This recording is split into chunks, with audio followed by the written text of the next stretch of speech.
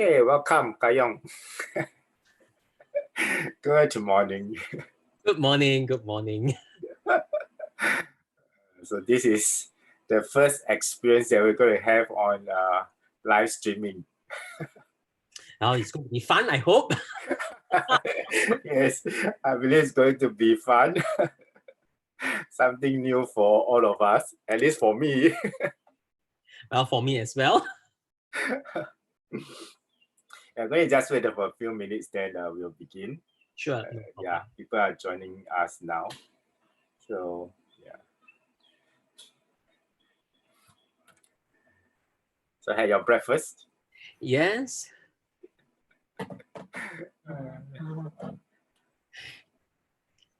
The only thing is that the hair is getting longer. Can get a haircut?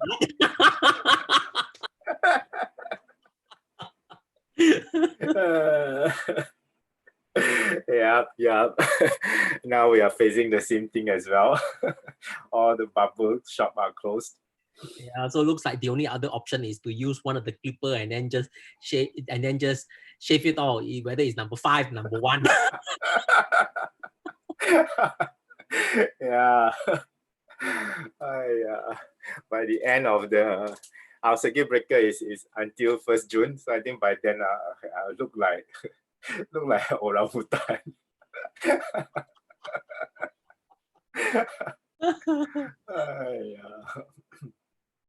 So how are things over your side? Okay, not too bad. Not too bad. Well, this is I've lost count how many weeks already. This will be we're entering our 6th week already, I think. Wow. Okay. We started March 18, so we finished 5 weeks. This is 6th week already, coming to 6 weeks already. So they're going to extend another 2 weeks, so there will be 8 weeks in total. Yeah. So the question is whether we will beat the Singaporeans or not. Y'all is up to 1st June, right? Yes. So the question is whether we'll beat y'all to June the 2nd or not. It's okay, we let you win.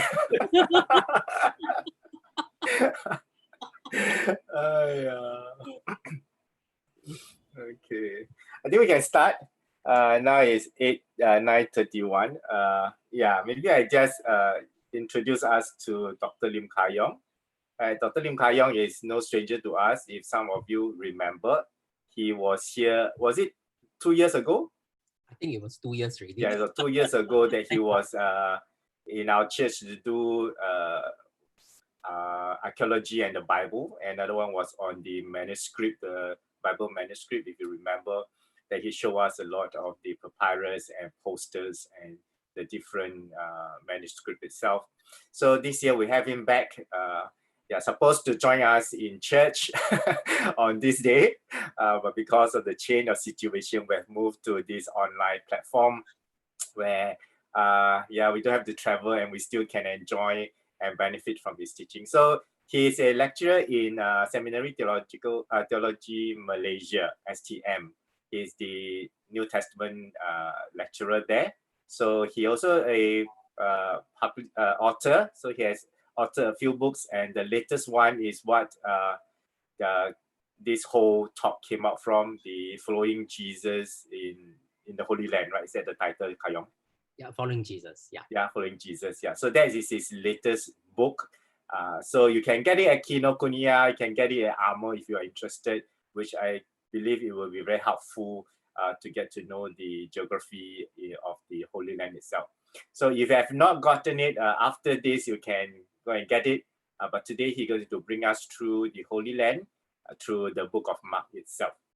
Right, so you can find out more about him, and I'm going to just pass the time over to him now.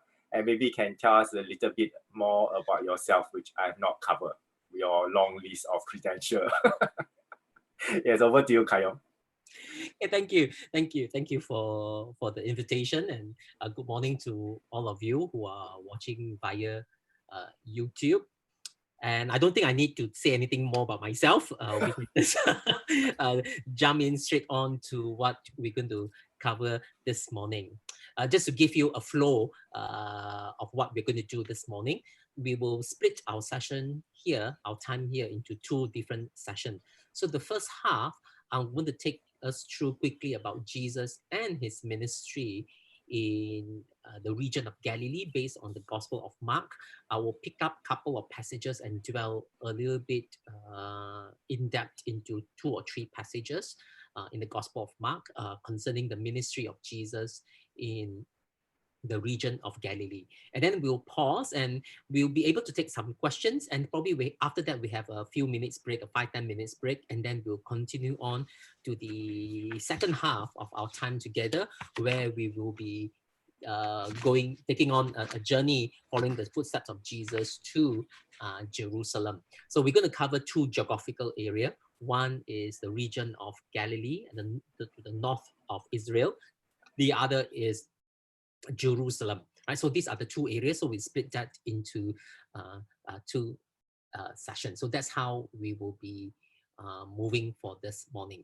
Okay, let me just share the screen with you, the slides with you on the Gospel of Mark. So the first session they're going to jump in is to look at Jesus and his conflict.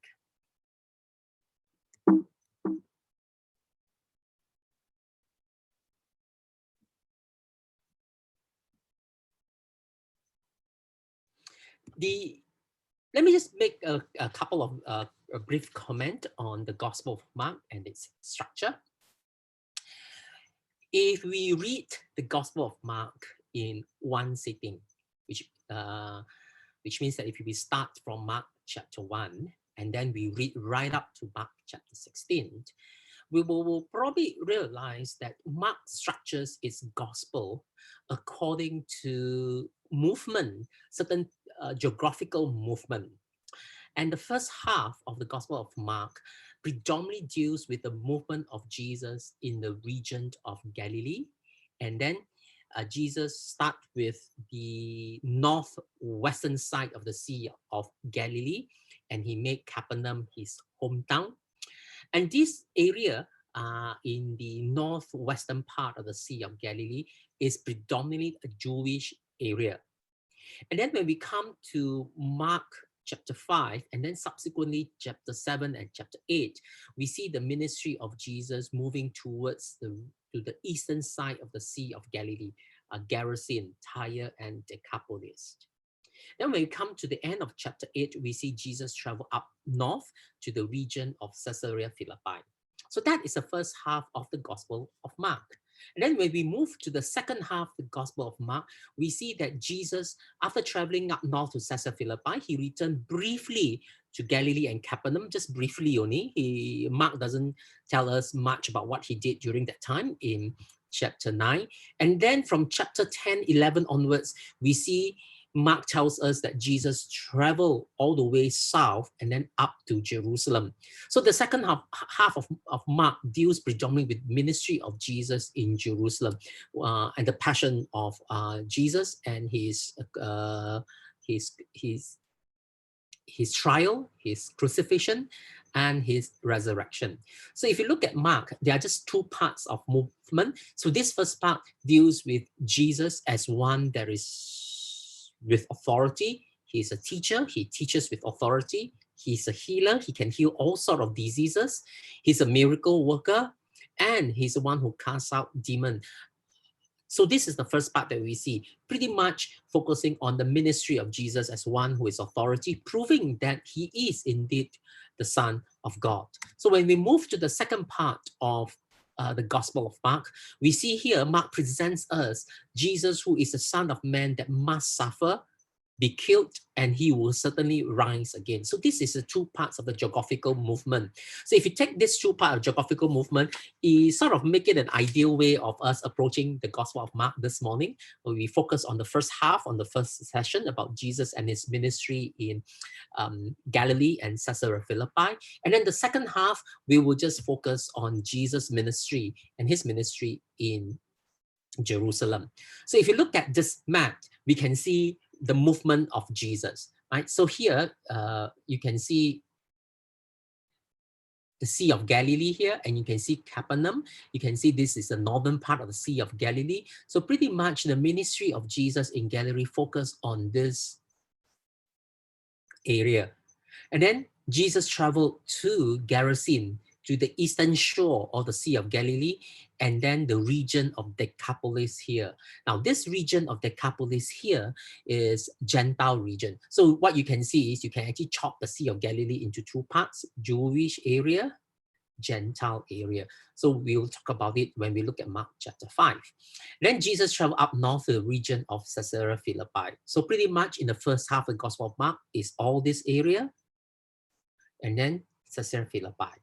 Then from chapter 9 onwards, Jesus traveled all the way down to Jerusalem here, all the way up to Jerusalem. That will be the focus of the Gospel of Mark in the second half. So when we move on to look at this map shows us the movement of Jesus a little bit clearer. So you can see Jesus ministry pretty much focused on this area here, which is Capernaum. Here is where Jesus healed the paralytic man in Mark chapter 2. Jesus performed the miracle of feeding the 5,000 people. Jesus walked on water. So it's all within this northern western shore of Sea of Galilee. Now in Mark chapter 5, Jesus moved on to the region of Decapolis, which is here, which we will look at it. So if you see this map, what is shaded light green here, these are all Jewish territory.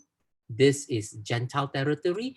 And also this area is also Gentile territory where Jesus one time traveled all the way up and met with a woman, the Syrophoenician woman. Again, this is Gentile territory. So you can see during the time of Jesus, this is Galilee. This area, Jewish area.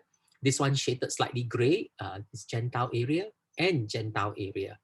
And Caesarea Philippi is to the northern region here. So you can up here. Okay, so you can see the movement of Jesus. So let's look at the Gospel of Mark.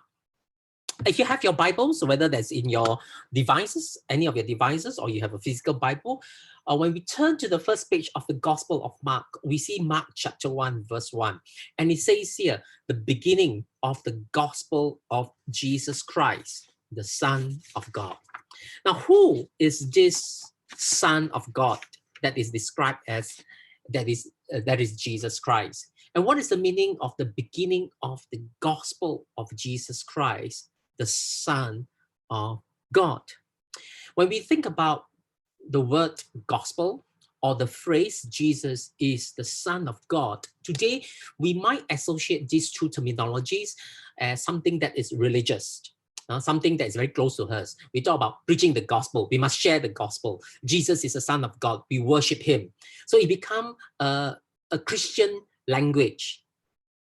But if you go back to the first century and imagine yourself as recipients of this gospel, this book called the Gospel of Mark, the word gospel and the word Son of God may actually has a different connotation and different impact.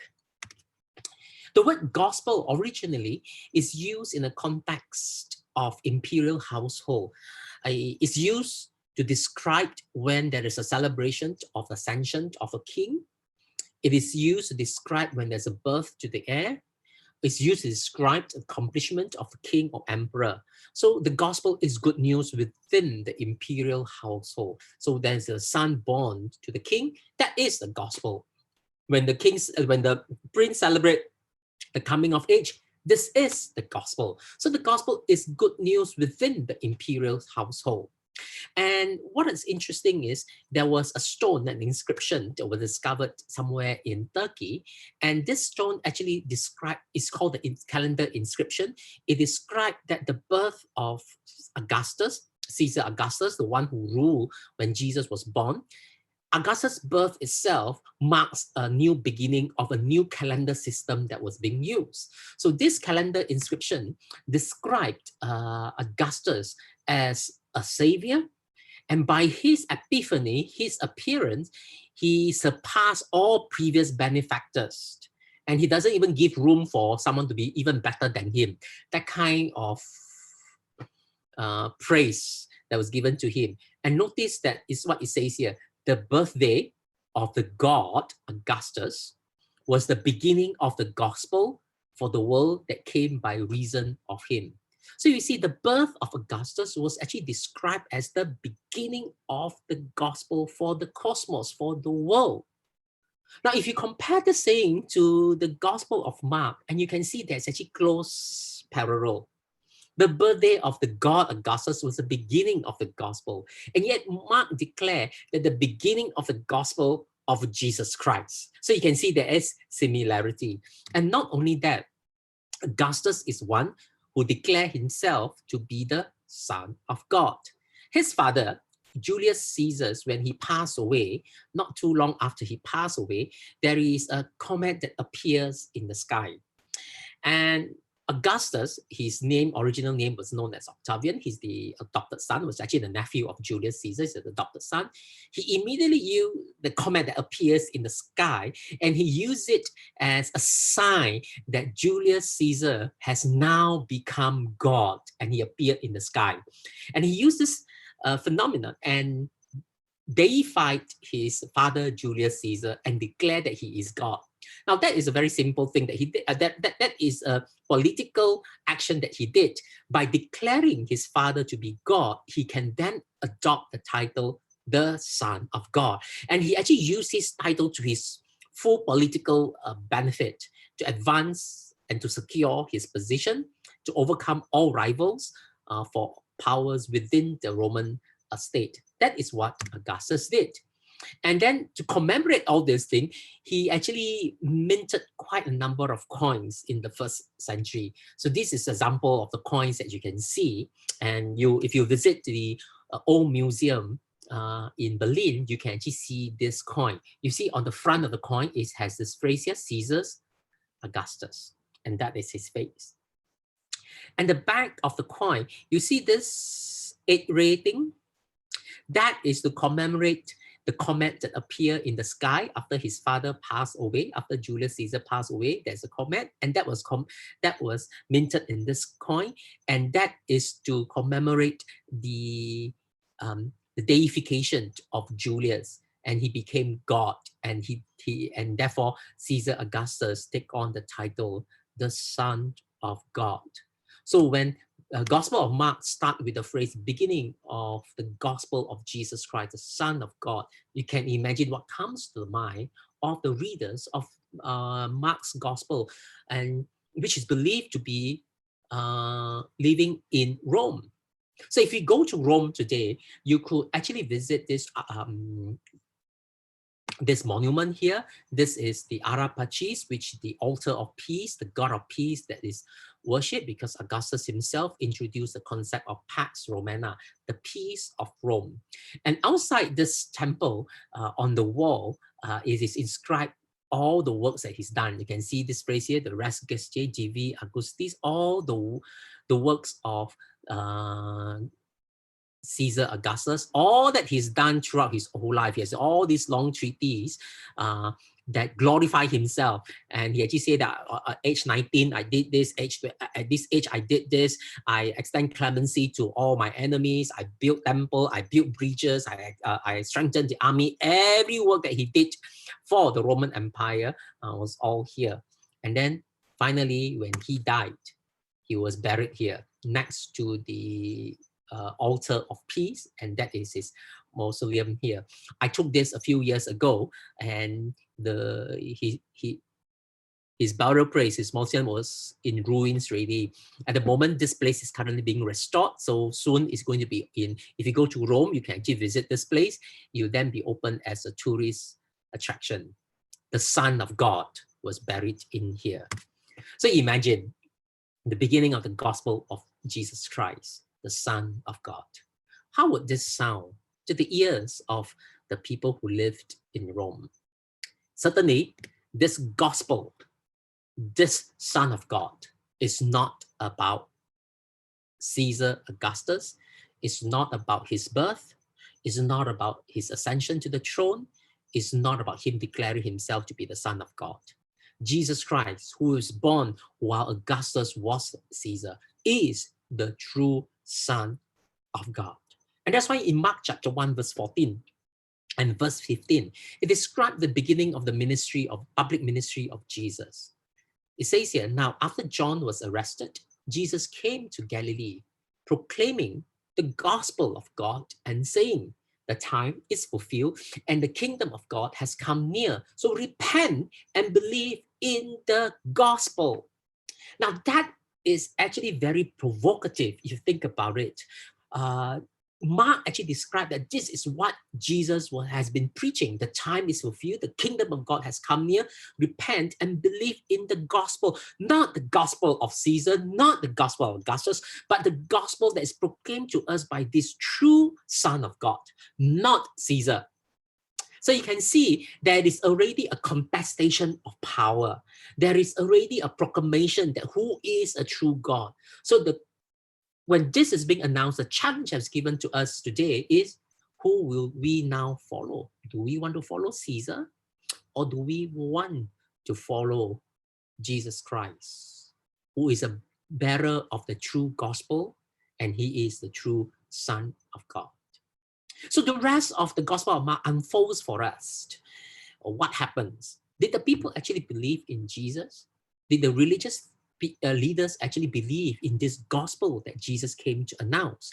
So very quickly, when we move further on, we see Jesus begin his ministry in the Sea of Galilee. So today, if you were to visit the Sea of Galilee in Israel, you will definitely be given an opportunity to take a boat ride on the Sea of Galilee, and you can see a beautiful scenery here. And this is the Mount of Beatitude here, where we commemorate Jesus' Sermon of the Mount, and you can see the beautiful Sea of Galilee. So here, by the Sea of Galilee, Jesus called his disciples. So you just can imagine, probably by this shore of the Sea of Galilee, Jesus called his disciples. Jesus called Peter, Andrew, James, John, Matthew, the tax collector. So you can just imagine, by this shore of the Sea of Galilee, Jesus called his disciples. Now, with the disciples, Jesus continued on his ministry in Mark chapter 1, as he described for us. He healed Peter's mother-in-law. He cast out demons. He withdrew to pray. He healed a leper. So Jesus began his ministry to the wider region of Galilee, which means it is to the north and to the western part of the Sea of Galilee. So Mark chapter 1 describes for us what Jesus has begun to do. But as we move on to Mark chapter 2, suddenly the tone shifts. In Mark chapter 2, right up to Mark chapter 3, verse 6, we see Mark compressed together 5 stories, 5 narratives, 5 events, which scholars often described as the conflict stories. In each of this narrative that we see here, we see Jesus got involved with conflict, particularly with the religious authority. What is interesting, if you look at this incident, the first incident in Capernaum, where Jesus healed a paralytic man, the Pharisees silently accused Jesus. This man commits blasphemy. And then as we move on from one narrative to the next one, we see that Jesus starts with healing a paralytic man, and then he had a meal with the tax collectors, and then he was being questioned about fasting and questioned about Sabbath, and this leads to Jesus healing a man with a shriveled hand on Sabbath, and this angered the Pharisees so much. And you can see there's an escalation here, from silent accusation to open confrontation, until chapter 3, verse 6, we read that the Pharisee went out and began to plot with the Herodians how they might kill Jesus. And this is very interesting. Pharisees are religious people. Herodians are those who are aligned to the political leaders. Pharisees are religious people that often don't get involved with politicians. But now, these two groups of people, Herodians and the Pharisee, they have a common enemy, Jesus. So they become good friends. And if you're familiar with the Malaysian political scene, you know that there's no friends, there's no enemy. You can be an enemy today, and tomorrow you can be good friends. And that is what's happening here. So the Pharisee went out and began to plot with the Herodians how they might kill Jesus. So right early on in the narrative in the Gospel of Mark, Mark has already shown us that Jesus was facing conflict after conflict after conflict. And so for this morning, we're going to zoom in to look at one of this conflict, that is Jesus healing of a paralytic man. Right, so let's look at this event. And this event takes place in Capernaum, the hometown of Jesus. Let me just read to you Mark chapter 2, verse 1 to 12, so that we have an idea of the narrative. And this is a story that may be familiar to many of us. It talks about Jesus healing a paralytic man who cannot get to Jesus, but their friends lower him down from the roof.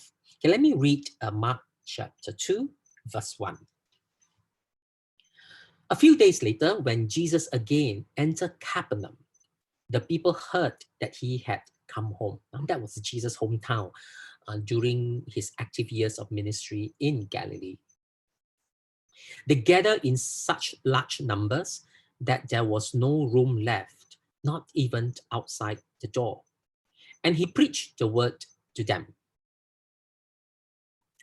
Some men came, bringing to him a paralyzed man, carried by 4 of them. Since they could not get him to Jesus because of the crowd, they make an opening in the roof above Jesus by digging through it and then lower the mat the man was lying on.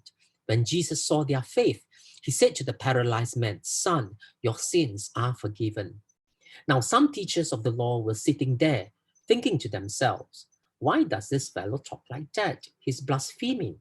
Who can forgive sins but God alone?"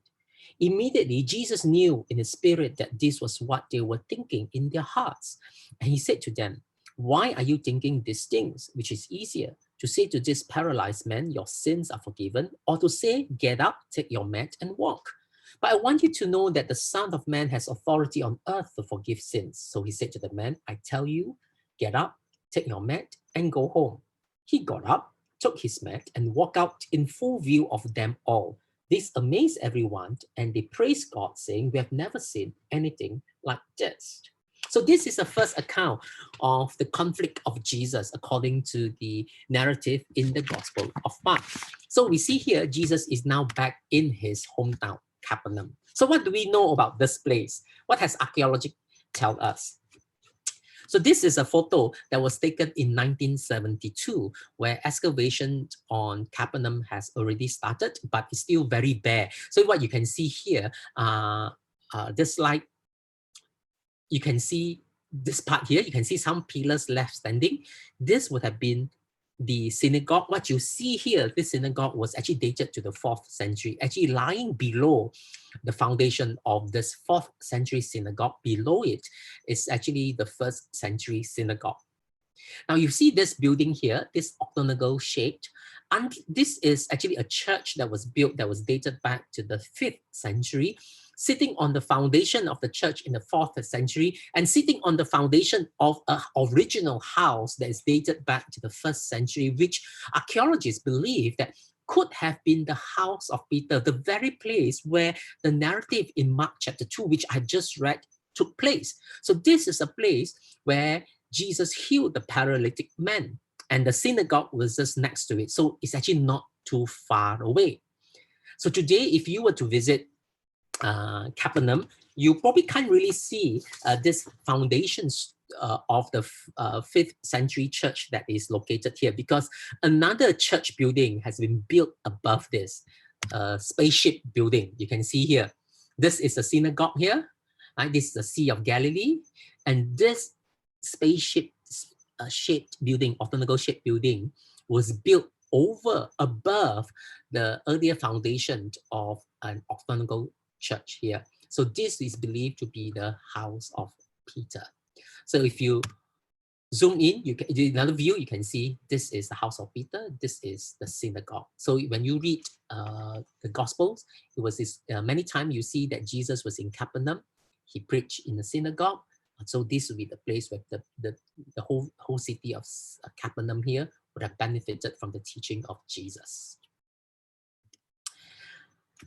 So this is the schematic drawing. So this is the spaceship-shaped church building that I showed you earlier on. Right beneath this is the foundation of what was believed to be the house of Peter. And this is a synagogue, and the rest are the buildings around Capernaum. And the Sea of Galilee is here. Now, this is what the 4th century synagogue looks like today. And if you walk around the building, you can see that there are 2 different foundation stones here. So this is a 4th century synagogue sitting on the earlier foundation. I'll zoom in here, then you can see clearly. Right? So there was a sign that said this is the white limestone built in the 4th century. And underneath here is the remains of the synagogue of Jesus that is dated back to the 1st century. So you can see these are 2 different foundations. These are 2 different construction techniques. These are 2 different construction materials. Right? So this was the synagogue. But I'm going to move, zoom in to look at the house of Peter. So there was a statue of Peter there if you were to visit Capernaum.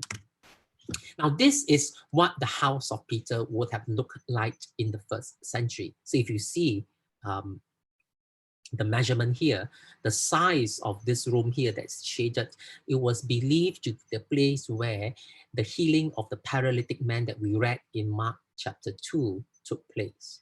So this building, if you look at it, it would have been probably been about, if you took the measurement, it's probably about 12 to 14 meters squarish. So 12 to 14 meters, you can imagine that it's not that small. It's probably quite a large room that can easily accommodate 40 to 50 people. If you look at the size of this building, so typically a building in the 1st century, you have a public area and a private area, and then a courtyard. So what you enter here, and then this is the public area where people can gather to have fellowship, to have a meal, and then this will be the courtyard, and so that people can linger around the courtyard and also can take a peek and look inside to what's happening inside this building here. People who have been walking by the street outside, when they hear noise, they can come in, and then they can be a bit careful and look into what's happening in this building here. So this will be the public area, and then they have their kitchen and their private, their bedrooms elsewhere. So if you look at this building, it probably suggests that Peter, as a fisherman, was not really that poor. In today's context, he'll probably be in the middle class, equivalent to the middle class today. So this is another drawing. So you can see the main road. People come in here, and you enter into the room. And this is a courtyard. This is what would have been looked like in the 1st century. So if you look again at this building, you can imagine within this place, within this room, is where people gathered. A man lying on the mat, he couldn't walk, carried by four of his friends, they enter here.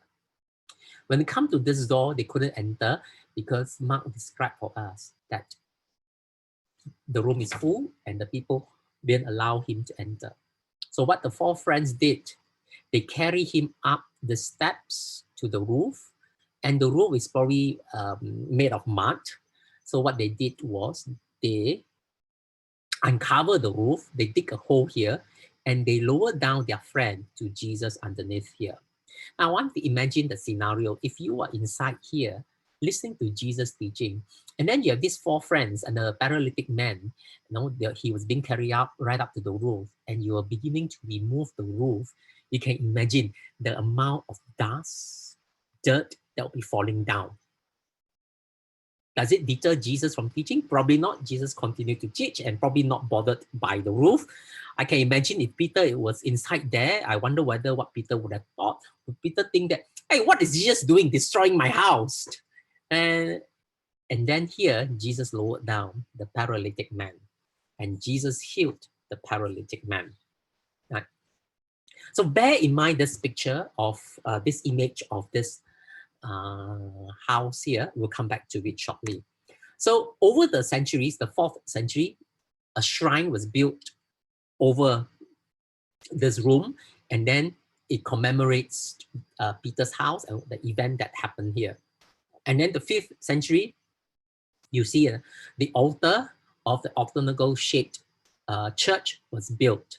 And then today, what you see before the new church building was built, this would have been the foundation of what the octagonal church looks like, that built above the house of Peter. So today, if you were to visit this place, what you will see will be this new church building that's built over it. You can only see the foundation if you have to take a look at carefully underneath it, and above it is where this church was being built. So this would have been the foundation that you can see dated back to the 5th century. Beneath it would have been the house of Peter. So you can visit this church. That's why I say, if you look at it now, it's a church that is standing above the foundation. It looks like a little bit like a spaceship. You can still enter, and then right at the center, you can actually look down to the foundation that was underneath the church that talks about the house of Peter. This will be the view of Capernaum. Now, I show this view of Capernaum because I'm going to pick this up later when we look at Mark chapter 5. So here is the place where the healing of the paralytic man took place. What happened was, the 4 friends was carrying this man, and they tried to bring to Jesus, but they could not, because Mark tells us the room was full. And so this 4 friend carried the man up to the roof and lowered him down. And when Jesus saw this man and the faith of his friends, Jesus said, "My son, your sins have been forgiven." And this angered the religious leaders that was there, and within their heart, they silently said, "This man is blaspheming. Who can forgive sins but God alone?" Now, the question that's often being asked is that, why did Jesus, when he saw this man, say these words, "Son, your sins are forgiven"? Jesus did not immediately heal him. Now, it's obvious when the 4 friends lower him on the mat down from the roof to where Jesus was, even though there is no verbal request that has been uttered, it is very clear that what the 4 friends and this man wanted was for Jesus to heal him. But strangely, when Jesus saw this man, the first words that came out from Jesus was the pronouncement of the forgiveness of sin. Jesus said, "My son, your sins are forgiven." Now, why did Jesus do this? Why did Jesus pronounce the forgiveness of sin? I suspect something more is going on in this narrative. Remember early on, this man, when they was carried by his friend, this paralytic man carried by the friend, they couldn't enter the building, right? They couldn't enter the building. But when we go, after he was healed, look at verse 12, right? When Jesus healed him, Jesus said to him, "I tell you, get up, take up your mat, and go home." And if you follow this narrative carefully, in verse 12, it says, he got up, took his mat, and walked out in full view of them all. Now, the question that I've always asked, if he can walk out from the building, I walk out from where he was and walk out the building, right? Why can't he come in? Think about that. Why can't he come into the building if he can walk out? If he can walk out, surely there are people in the room that could make way for him to go in. Remember the image of the house that I show you? The people at the door could have come out into the courtyard and allowed this man to go in to meet Jesus. But no one allowed that to happen. Everybody seems to be blocking this man from coming to Jesus. So I always raise the question, if he can go out, surely he can come in. But no one allowed him to come in. Why? I think this goes back to the Jewish mindset and worldview. For the Jews, many of them think that if you are sick, like this paralytic man, you are paralyzed, it means there are sins in your life. There are sins in your life. So we have to avoid this man. Remember an incident in John chapter 9, when the disciples saw a man that was born blind? What did they ask Jesus? Jesus, who sinned, this man or the parents? No, it's no different like for us today now. We go out, We wear masks. We are so afraid of what is happening, COVID-19 pandemic that's happening around us. We are cautious. We don't want to get close to people. We don't want to get close to, for example, in our context, maybe when we see a group of migrant workers, we may be fearful. We may be cautious. When we were in Turkey in March together with Guan Ming, when we walk past some of the Turkish people, they immediately cover their face, they think that we are from China and then we are carrying the coronavirus, and they immediately cover and they immediately walk away from us, and so they are fearful for us. They are cautious. They think that we carry this sort of virus. Maybe that was the attitude of the people back then in the 1st century. When they saw a paralytic man, immediately what goes on in their mind is, this is a sinner. Let's not welcome him. But we thank God for the 4 friends. That didn't deter them. They brought him to Jesus. And that's why the first thing that Jesus did was, my son, to say to him, your sins are forgiven. Jesus was also telling the people that if you think this man has committed any sins against God, God has forgiven him. So now he can be healed. He can be one of you, so that he can now walk out the building. He can't come in, but he can walk out. So that was what happened here in the healing of the paralytic man. So the archaeological excavation of the house of Peter has given insight to the layout and how you can now imagine the account of the healing of the paralytic man can take place. Right, so this is a conflict story. This one event after another leads into Jesus getting to conflict with the religious leader, and they begin to plot to kill him. Now, moving on, okay, in the Gospel of Mark, the next section in the Gospel of Mark talks, there's this 5 narratives that are being put together. Each of these narratives raise the issue, who is Jesus? When Jesus calmed the storm, the disciple asked, who is he? Even the wind and the waves obey him. When Jesus healed a demoniac person, the people were amazed at what Jesus was doing.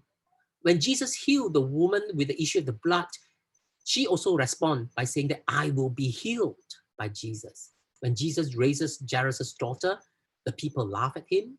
And finally, when Jesus goes back to his hometown, the people did not believe him. So as you can see, this narrative is quite interesting. Even the demons recognize who Jesus is, but the people in his hometown rejected him. So I'm going to move on to these 2 narratives here. Jesus calmed the storm and Jesus healed a demonic person. Today, we could visit Galilee and also a museum called the Ancient Galilee Boat Museum, or Man in the Galilee Museum. And this was located in Yigo Alon Center. What happened was that in this place, right on this location, during a period of drought, when the level of the Sea of Galilee dropped low, there are 2 brothers that actually discovered a boat that was buried inside the mud. And what they did was they immediately excavated the place and then pulled out this boat, and they did testing and found out that this boat could have been dated back to the 1st century. And this gives us an idea of what the boat looks like in the 1st century. There's no evidence that this boat was ever used by Jesus.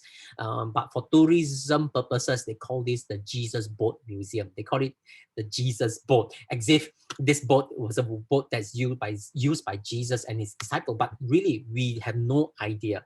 What we know is that for this boat, if you look at it, they were excavating this boat up from the Sea of Galilee. What we know, if you look at the size of this boat here, right, if I go back, it is large enough to accommodate 20 people at one time.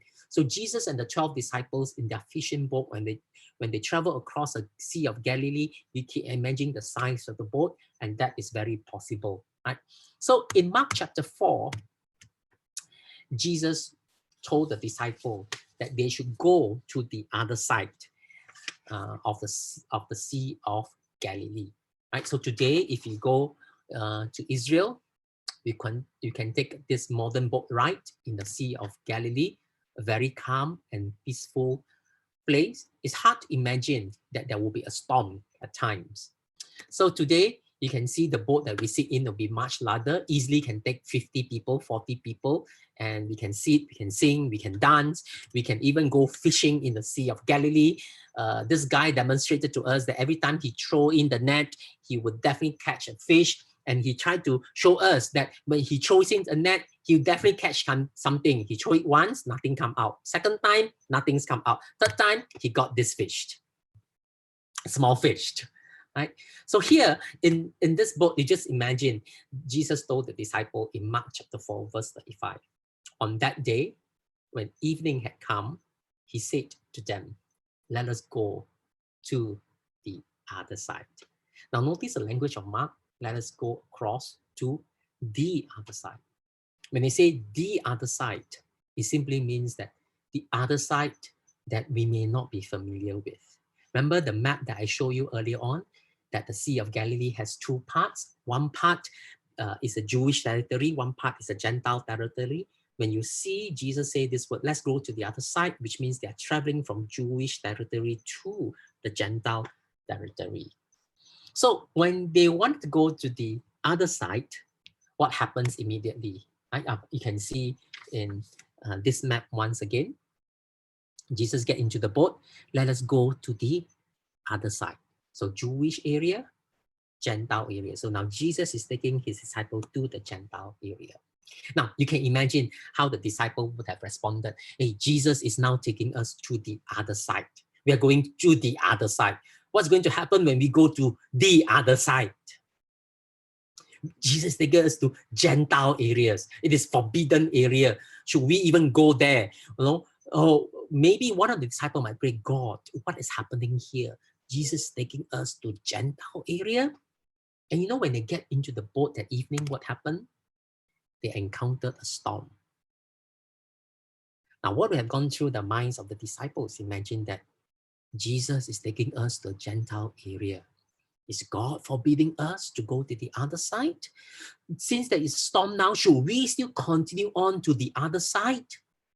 Maybe we should turn back and go back to where we come from. At least it's safer. Maybe God is preventing from us going into the Gentile area, so there is a storm. And so they woke Jesus up. Jesus was sleeping through the storm. I suspect Jesus must have been quite a heavy sleeper. He can't even wake up. You know, can imagine the boat was going this way, and Jesus was sleeping through it. And the disciple woke him up. And the disciple told Jesus, Teacher, do you not care that we are perishing? Do you not care that we are perishing? And Jesus got up, rebuked the wind and the waves, and the storm died down. And Jesus told the disciples, why are you afraid? Have you still no faith? Now think about the words of Jesus. Why are you afraid? Have you still no faith? Afraid of what? Afraid of the storms? Afraid that they will die? Afraid that they will sink in the Sea of Galilee? Let's not forget, Peter,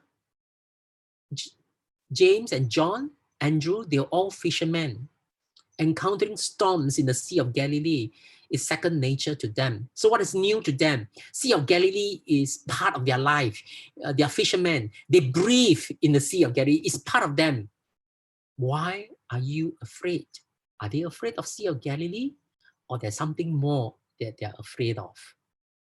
Were they afraid of crossing over to the other side where the Gentiles live? Have you still no faith that God's mission is to reach the other, the Gentiles? Think about that. And so when the disciple responded with this phrase, when they heard Jesus, who then is this that even the wind and the sea obey him? Is he truly God? Is he doing something greater? And so they didn't turn back. They continue on. When come to Mark chapter 5, we see that they came to the other side of the Sea of Galilee. And Mark emphasized again to the country of the Gerasenes. That means it's a Gentile area. Now, today if you go to the eastern shore of the Sea of Galilee, we can visit Bet-Shan National Park. Bet-Shan is the capital of the region that is known as Decapolis in the day of Jesus. So this is the capital of Decapolis. If you visit Bet-Shan, the first thing that you will see is this, excuse me, is this model that shows the area of Bet-Shan. You will see there is a theater, the agora, there are shops, there are temple. So if you look at this, this is very, very Gentile in terms of its layout. The layout is very Roman. You have the theater, you have temples, shrines, you have all sorts of gods that's being worshipped here. So this, if you enter this place, you'll be an area that is very, very unfamiliar for the disciples. They'll probably feel very intimidated. They probably feel uncomfortable. This is a place what we see temple. You see there's a temple here, there's a temple here. You see there's a theater here.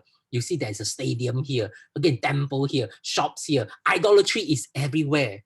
And to a Jew, they might feel a little bit uncomfortable. So this is Bet-Shan. Today, when you visit, you can see this, you can still see this Roman road here. Beautiful Roman road street here, the Palladium street here. And then this place, Bet-Shan, is famous for its bathhouse. So you can still see the ruin of the bathhouse. In today's language, we will call this a spa. You can have the ancient theater and the view from this is the theater, the view of the Roman street, and the little Acropolis, a little hill behind it. This hill, if you dig underneath you, there are many civilizations here. They just built on top of one another. So you can imagine here, right in this place. This is the capital of Decapolis, a region that will be very, very unfamiliar for the disciples, culturally, religiously, ethnically. So Jesus has brought them to the other side, a place that is completely different from theirs. And what did they encounter? They encounter a demon-possessed man greeting them at the shores. Now you can imagine what the disciples have said. Some of them have said, "Hey, Jesus, see, demon-possessed man, let us go back, let us go back. Don't go to the Gentile area." But that's not what Jesus would do. He confronted the man, cast out the demons in this man. If you read Mark chapter time, in the interest of time, we won't read it. What happened was Jesus cast out legions. This man was full of spirits, and the spirit asked for permission to enter into the pigs, and Jesus allowed it. And then there were 2,000 pigs that fell off the cliff and was drowned in the Sea of Galilee. And so what happened was, after the whole event is over, you'll see that the people came out and observed what is happening. The pig farmers were jumping up and down because their pigs were all destroyed. Can you imagine the people in the Gentiles that were there? 2,000 pigs were destroyed. What happened now? No more char siu, no more siu yok, no more bak kut teh for months to come. The diet of the people has changed. And here, this man was healed. And then when we look at this, we see there are two different kinds of responses to this event. Mark chapter 5 verse 16 told us that those who have seen what had happened to the demoniac and to the pigs reported it. They then began to beg Jesus to leave their neighborhood. They asked Jesus to go. They don't want Jesus to cause another destruction. They would rather live with a mad demon-possessed man in their neighborhood rather than to a man that has been healed. And yet this man who has been healed by Jesus, he went away to the region of Decapolis. Just now we have seen Bet-Shan, the capital city of Decapolis.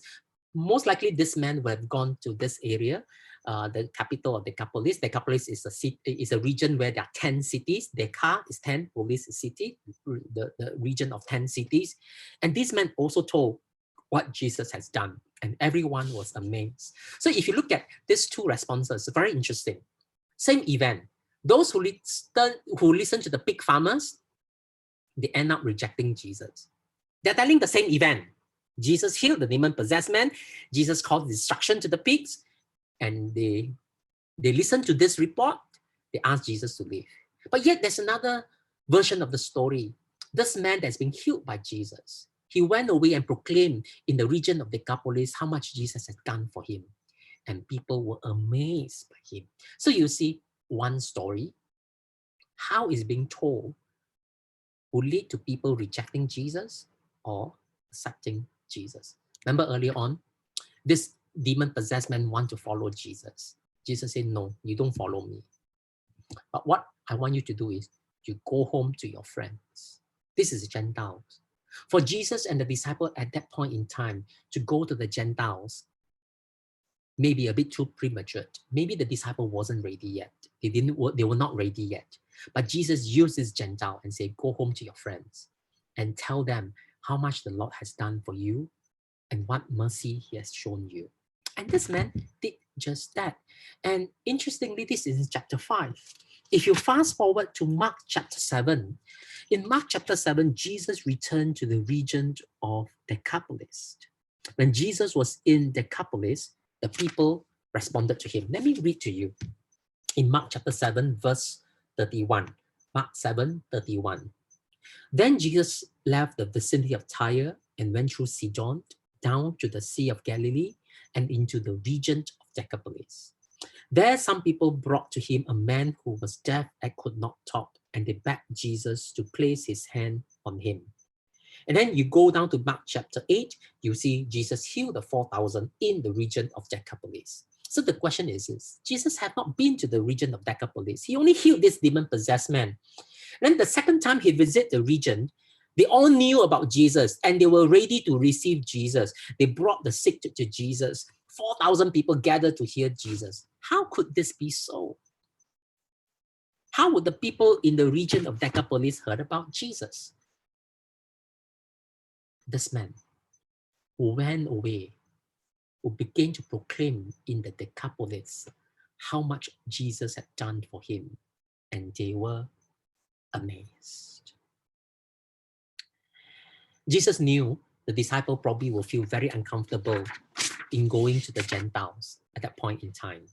So Jesus healed this man and asked him, go and reach your own people. Go and tell them how much the Lord has done for you and what mercy he has shown you.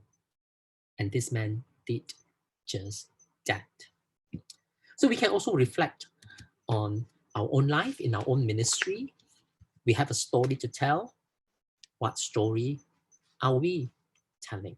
More so in the current COVID-19 pandemic. How can you and I, as a Church of Jesus Christ, be the bearer of good news for the community that needs to hear the gospel? So I'm going to pause here for our first half of the sessions. So I wondered whether there might be any questions. We probably have a few minutes to take a few questions. Then we'll take probably about 5 to 10 minutes break. Give me a chance to take a drink, and then we will continue on Jesus' ministry to the region of Caesarea and also to Jerusalem. So I wonder whether there might be any questions. So over to you, Guan Ming. Yeah, thank you, Kar Yong, for the sharing. It's been very insightful. So let me just share the slide for the questions. Maybe Kar Yong, you can. I'm trying to stop the screen. My cursor is not moving. You remotely control me? Okay, let me try. I can't move my cursor now. Okay, stop sharing. Okay, Okay, there it goes. Yes. So this is what we're going to show. So if you have any questions that you'd like to ask Kar Yong, right, or any response to his reflection questions, you can just use your handphone, right, scan this QR code and you'll be brought to the Slido page and you can enter the question there. Or you can go to slido.com, right, then use the hashtag holy to join the Slido page, and you can key in your question there, and we'll pick up the questions from there, right? So I'm going to leave this thing here. So if any question, you can just key in right now, and we will pick up your questions and try to answer as many as we can. So while we are waiting for the questions to come in, yeah, maybe I can start with a question. Right.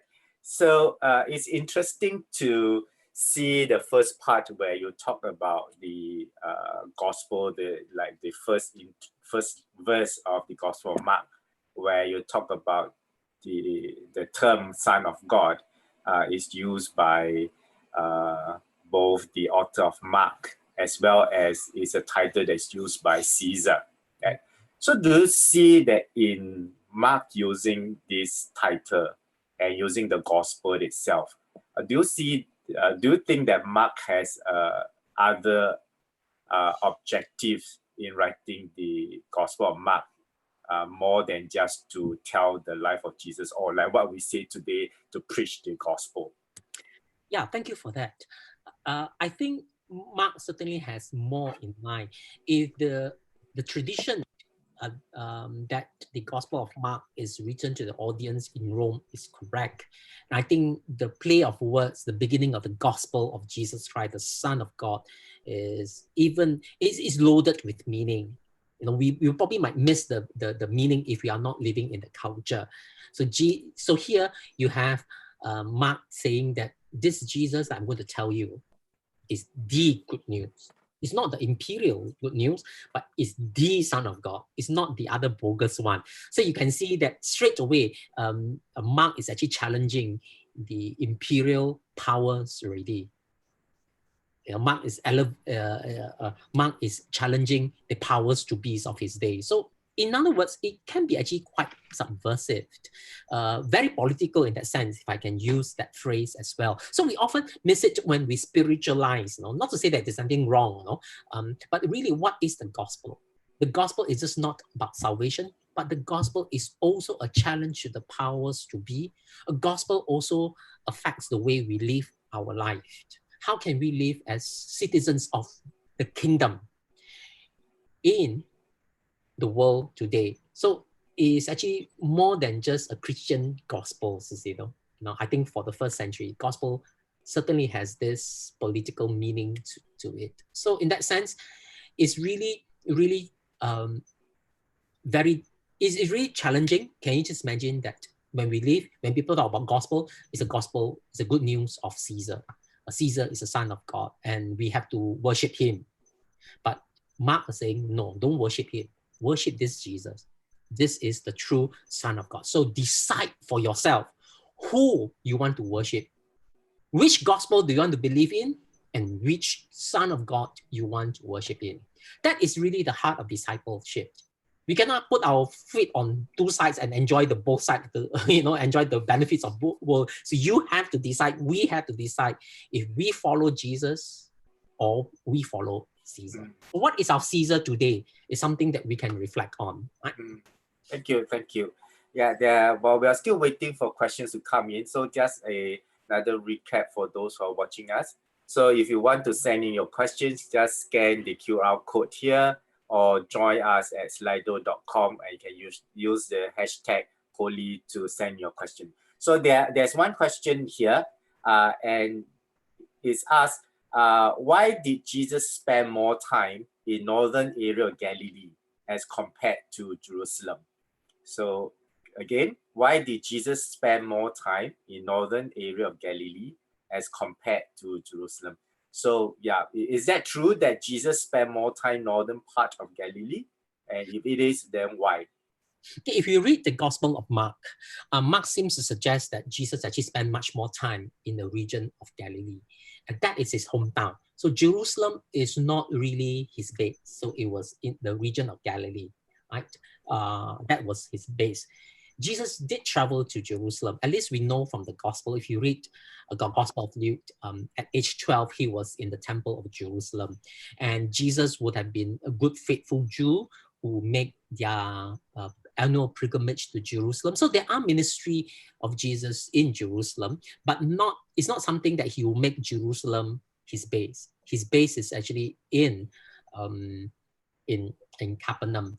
And we also need to bear in mind that probably in the first century, travel is not like what we are today. Travel means you go on foot. From one place, Galilee, you travel down to Jerusalem. It means a few days of travel on foot. So it may not be something that is easy to move around. The mobility is not as easy as we are today. I can just jump on the plane and tomorrow I can be somewhere else halfway around the globe. Right? But that doesn't mean there is no ministry of Jesus in Jerusalem. We see probably not so much in the Gospel of Mark, but we read the Gospel of John. There are a number of few incidents that Jesus healed people. Say John chapter 5, Jesus healed that invalid man that was invalid for 38 years by the pool of Bethesda. That is in Jerusalem. Jesus healed the man that was born blind. John chapter 9, and asked him to spit on the ground, put mark on his face and put mark on his eyes, and then asked him to go to the pool of Siloam to wash it clean. That is also in Jerusalem. And then Jesus, when he traveled to Jerusalem and back, he also went through the region of Samaria and Judea. And that's why in John chapter 4, we read that Jesus had this conversation with the Samaritan woman. Jesus also had conversation with Nicodemus in John chapter 3. That would have been in Jerusalem as well. So there are ministry of Jesus in Jerusalem. The ministry of Jesus in Jerusalem is probably tied into his pilgrimage to Jerusalem for one of the Jewish festivals. But hometown is actually in Galilee. Okay, thank you. So there's another question. It says, what about catching of fishes on the other side versus none on the Jewish side? Right? What about the catching of fishes on the other side versus none on the Jewish side? So I'm not too sure what this question is asking, but from this question, one of the stories that came to mind where the disciples are on the boat and they spent whole night catching nothing, and then Jesus says, cast your net on the other side. I'm not too sure whether this question has to do with that, but so you might want to help us understand. Okay, if it's reference to John chapter 21, where the disciples labor whole night and they didn't catch anything, that's not so much of Jewish side or Jewish side or Gentile side. They are in one place fishing. It's just more of moving from one side of the boat to the other side of the boat. And at that point in time, when Jesus said that to the disciples couldn't recognize. I think there were 7 of them in the boat, six or 7 of them in the boat. And this is, according to John, is actually the 3rd appearance of Jesus after his resurrection. So they would have been in the Jewish side, So what I meant when I say the other side is when Mark used the phrase, Jesus asked the disciple to get into the boat to go to the other side. That means they actually physically travel to the other shore. And that is what it meant by going to the Gentile side and the Jewish side. Right? Not so much of John chapter 21, when they labor the whole night, there's no fish, and Jesus said, you cast your net to the other side and you have 153 fish. Right? Okay, thank you. Another question. What is the tension between the Jewish side and the Gentile side? What is the tension between the Jewish side and the Gentile side? Probably, I think it's asking about the Decapolis moving to the other side. Yeah, great. That was a great question. If you look at it in the first century, there's a lot of differences. There's a lot of tension. First of all, religiously, the Jews will have worshipped Yahweh, right? And then you go to the Gentiles, they worship many gods. Name it, you have it. Right? So in terms of the nature of worship, be very different. And ethnically is different. They are not Jewish. Culturally is different. One will speak Greek, one will speak Aramaic. And then in terms of worldview is very different. Let's say you talk about education, is very different. Jewish education is you tell stories. That's why Jesus tells stories, parables when he reached out to the Jewish audience. But you read Paul's letter, it is full of rhetoric. Paul used argument. It's an Aristotelian school. So if you look at it, there's a lot of tension religiously, ethnically, culturally, worldview, mindset. And the Jews would often think the Gentile as people who are not the chosen one. They are not the people of God. They'll frown upon them.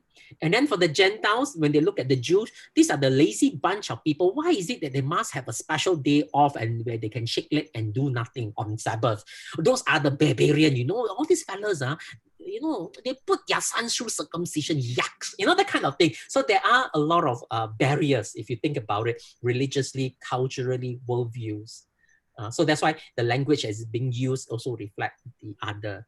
Now, if you think about the tension, you read the book of Acts, remember the incident where Cornelius wanted to believe and send the people to see Peter. And what was Peter? Peter was in Joppa at the point in time, and he had he was praying. He went to a trance. He saw the vision where animals were being lowered down, and then God told him, kill and eat. And Peter said, no, this is unclean animals. And God said, what I've declared clean, you don't call unclean. And so that prepared Peter to go into the house of Cornelius. Now, when Peter entered the house of Cornelius, what did Peter say? Hey, you Jews and us, we Jews and you Gentile, we don't talk to each other. We don't even have fellowship with one another. So may I ask why you send me here? So you can see there are all these kind of tensions between two groups of people. I think in our world today, we can easily see how boundaries are being drawn as well. It can be religious boundary. We call ourselves Christian, the non-Christians. It could be ethnically, like say we live in a multi-religious, multicultural, multi-ethnic society. We have Chinese, Malay, Indians. For us in Malaysia, we have other Bumiputras as well. So there are ethnic difference as well. So there are a lot of walls and boundary and tension, that when people differs from us. So I think that you can see that in the first century as well. The religious tension, ethnic tensions, worldview tensions, cultural tensions. So all these are real, even when we move on to read Book of Acts. Thank you. Yeah, we'll just take one last question before we go for a break. Yeah, I think you are tired. Okay, just one last one. Okay, the question is, why did Jesus heal the blind man with the mud and the spit in John, and not just utter healing or just touching? So why must he put and then do the thing and not just speak the word of healing? I don't think I want to be that blind man. I think if you look at it, it probably suggests to us there is no one method, if I may use the language method. I think what Jesus did, it was to meet people where they are. Some people may need something else. Some people would do this, they can do it. We can see Jesus did. Sometimes Jesus needs to have a bit of conversation with them. Even the healing of the invalid man, Jesus asked, do you want to get well? Surely he wants to get well, So sometimes Jesus raised question first before he healed. Sometimes Jesus did not. Sometimes Jesus did some action, like in this case in John chapter 9, pui on the floor, make some mud and saliva. I think Jesus has a lot of saliva. And then put it on the eyes of people and then ask him to go. Maybe that is also something that is involved in the life of a person, that he has to go and wash him off so that he can begin to see. If you don't do that, the person might say, hey, I'm really born blind. So, I'm really blind already. So what else do you need me to do? Come on. No, don't do this kind of thing. But when you put mud on the eyes of the person, it means the person had to go and look for water and wash it off, and then he could see. Maybe the man needed a bit more step of faith before he could see. If Jesus, so I don't know. So this is how Jesus used various methods, if I may use the word methods, various ways of healing the people. And I think each one of them is unique in order to meet the people or their level of faith and what they are. So if there's anything, it reminds us that God is surely gentle with us. God surely knows where we are and how he deals with us. And so that was something amazing about God. Thank you for taking the questions. So now we'll go for a 5-10 minutes break. Okay, so we'll be back in about now is 10:43. Let's be back by 10:50, right? So go and have your coffee, pee break, and then I will see you back here again for the second part, where Kar Yong will bring us further into the book of Mark and into the land of Israel itself. So see you all in 7 minutes time, right? 10:50. So have a good time of rest and coffee. See you all later.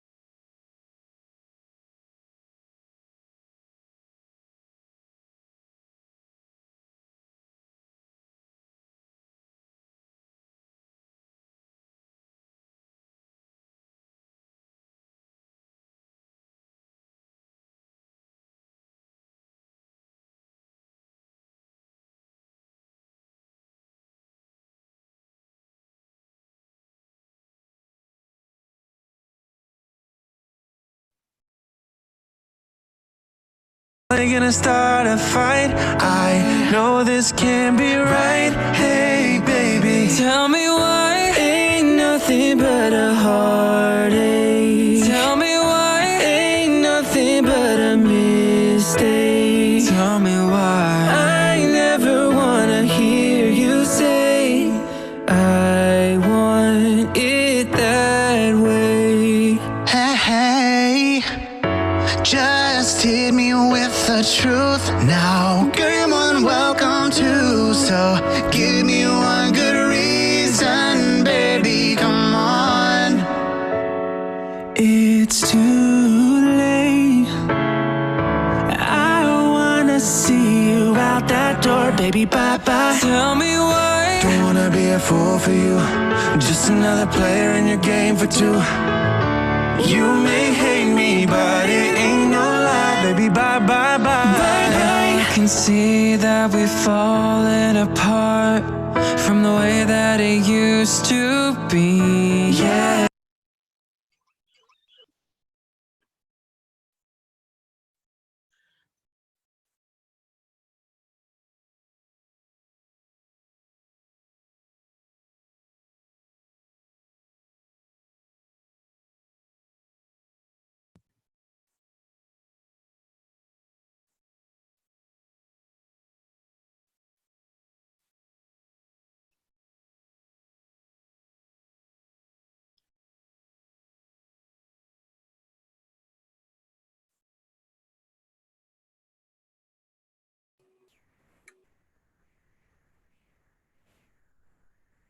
Okay, so we are back, right? Just maybe just wait for a few minutes, yeah, for the rest to join back.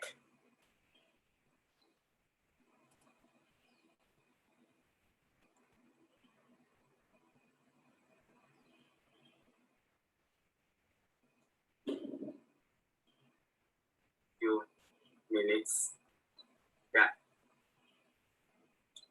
for the rest to join back.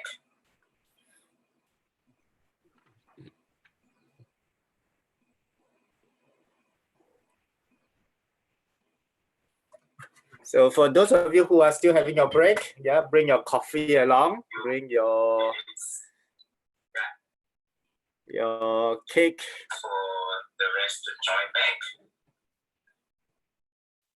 Just wait for one more minute and then we'll pass the time back to Kar Yong. So for those of you who are still having your break, yeah, bring your coffee along, bring your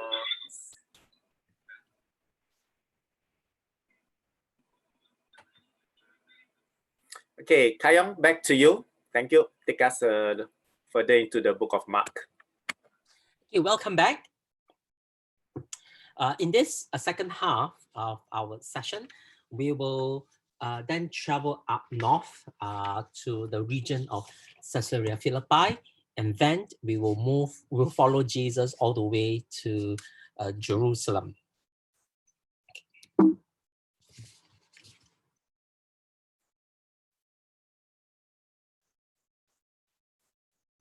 Okay, now this is a region of Galilee. When we come to Mark chapter 8, we see Jesus takes a disciple all the way up to this region. Today is called Banias, or in the biblical time is Caesarea Philippi. This is the region. Now this will probably be the most northern part of Israel, of the land of Palestine, that Jesus brought the disciples from here all the way up here. And again, this area, Caesarea Philippi, is a very Gentile area. It's a place that was built in honor of Caesar. And this place is a well-known place for pagan worship. And it's quite interesting, again, if you think about it, why would Jesus bring his disciples all the way up north to the region of Caesarea Philippi, to a very Gentile place? Maybe I can read to you what Mark was trying to tell us here in Mark chapter 8. Okay, let me read to you Mark chapter 8, verse 27. Mark chapter 8, verse 27. Jesus and his disciples went on to the villages around Caesarea Philippi. On the way, he asked them, "Who do people say I am? They replied, some say John the Baptist, others say Elijah, and still others, one of the prophets. But what about you? He asked. Who do you say I am? Peter answered, you are the Messiah. And Jesus warned them not to tell anyone about him. He then began to teach them that the Son of Man must suffer many things and be rejected by the elders, the chief priests, and the teachers of the law, and that he must be killed and after 3 days rise again. He spoke plainly about this, and Peter took him aside and began to rebuke him. But when Jesus turned and looked at his disciples, he rebuked Peter. Get behind me, Satan, he said. You do not have in mind the concerns of God, but merely human concerns. Then he called the crowd to him along with his disciples and said, whoever wants to be my disciples must deny themselves and take up their cross and follow me. For whoever wants to save his life, their life will lose it, but whoever loses their life for me and for the gospel will save it. What good is it for someone to gain the whole world, yet to forfeit their soul? Or what can anyone give in exchange for their soul? If anyone's ashamed of me and my words in this adulterous and sinful generation, the Son of Man will be ashamed of them when he comes in his Father's glory with the holy angels.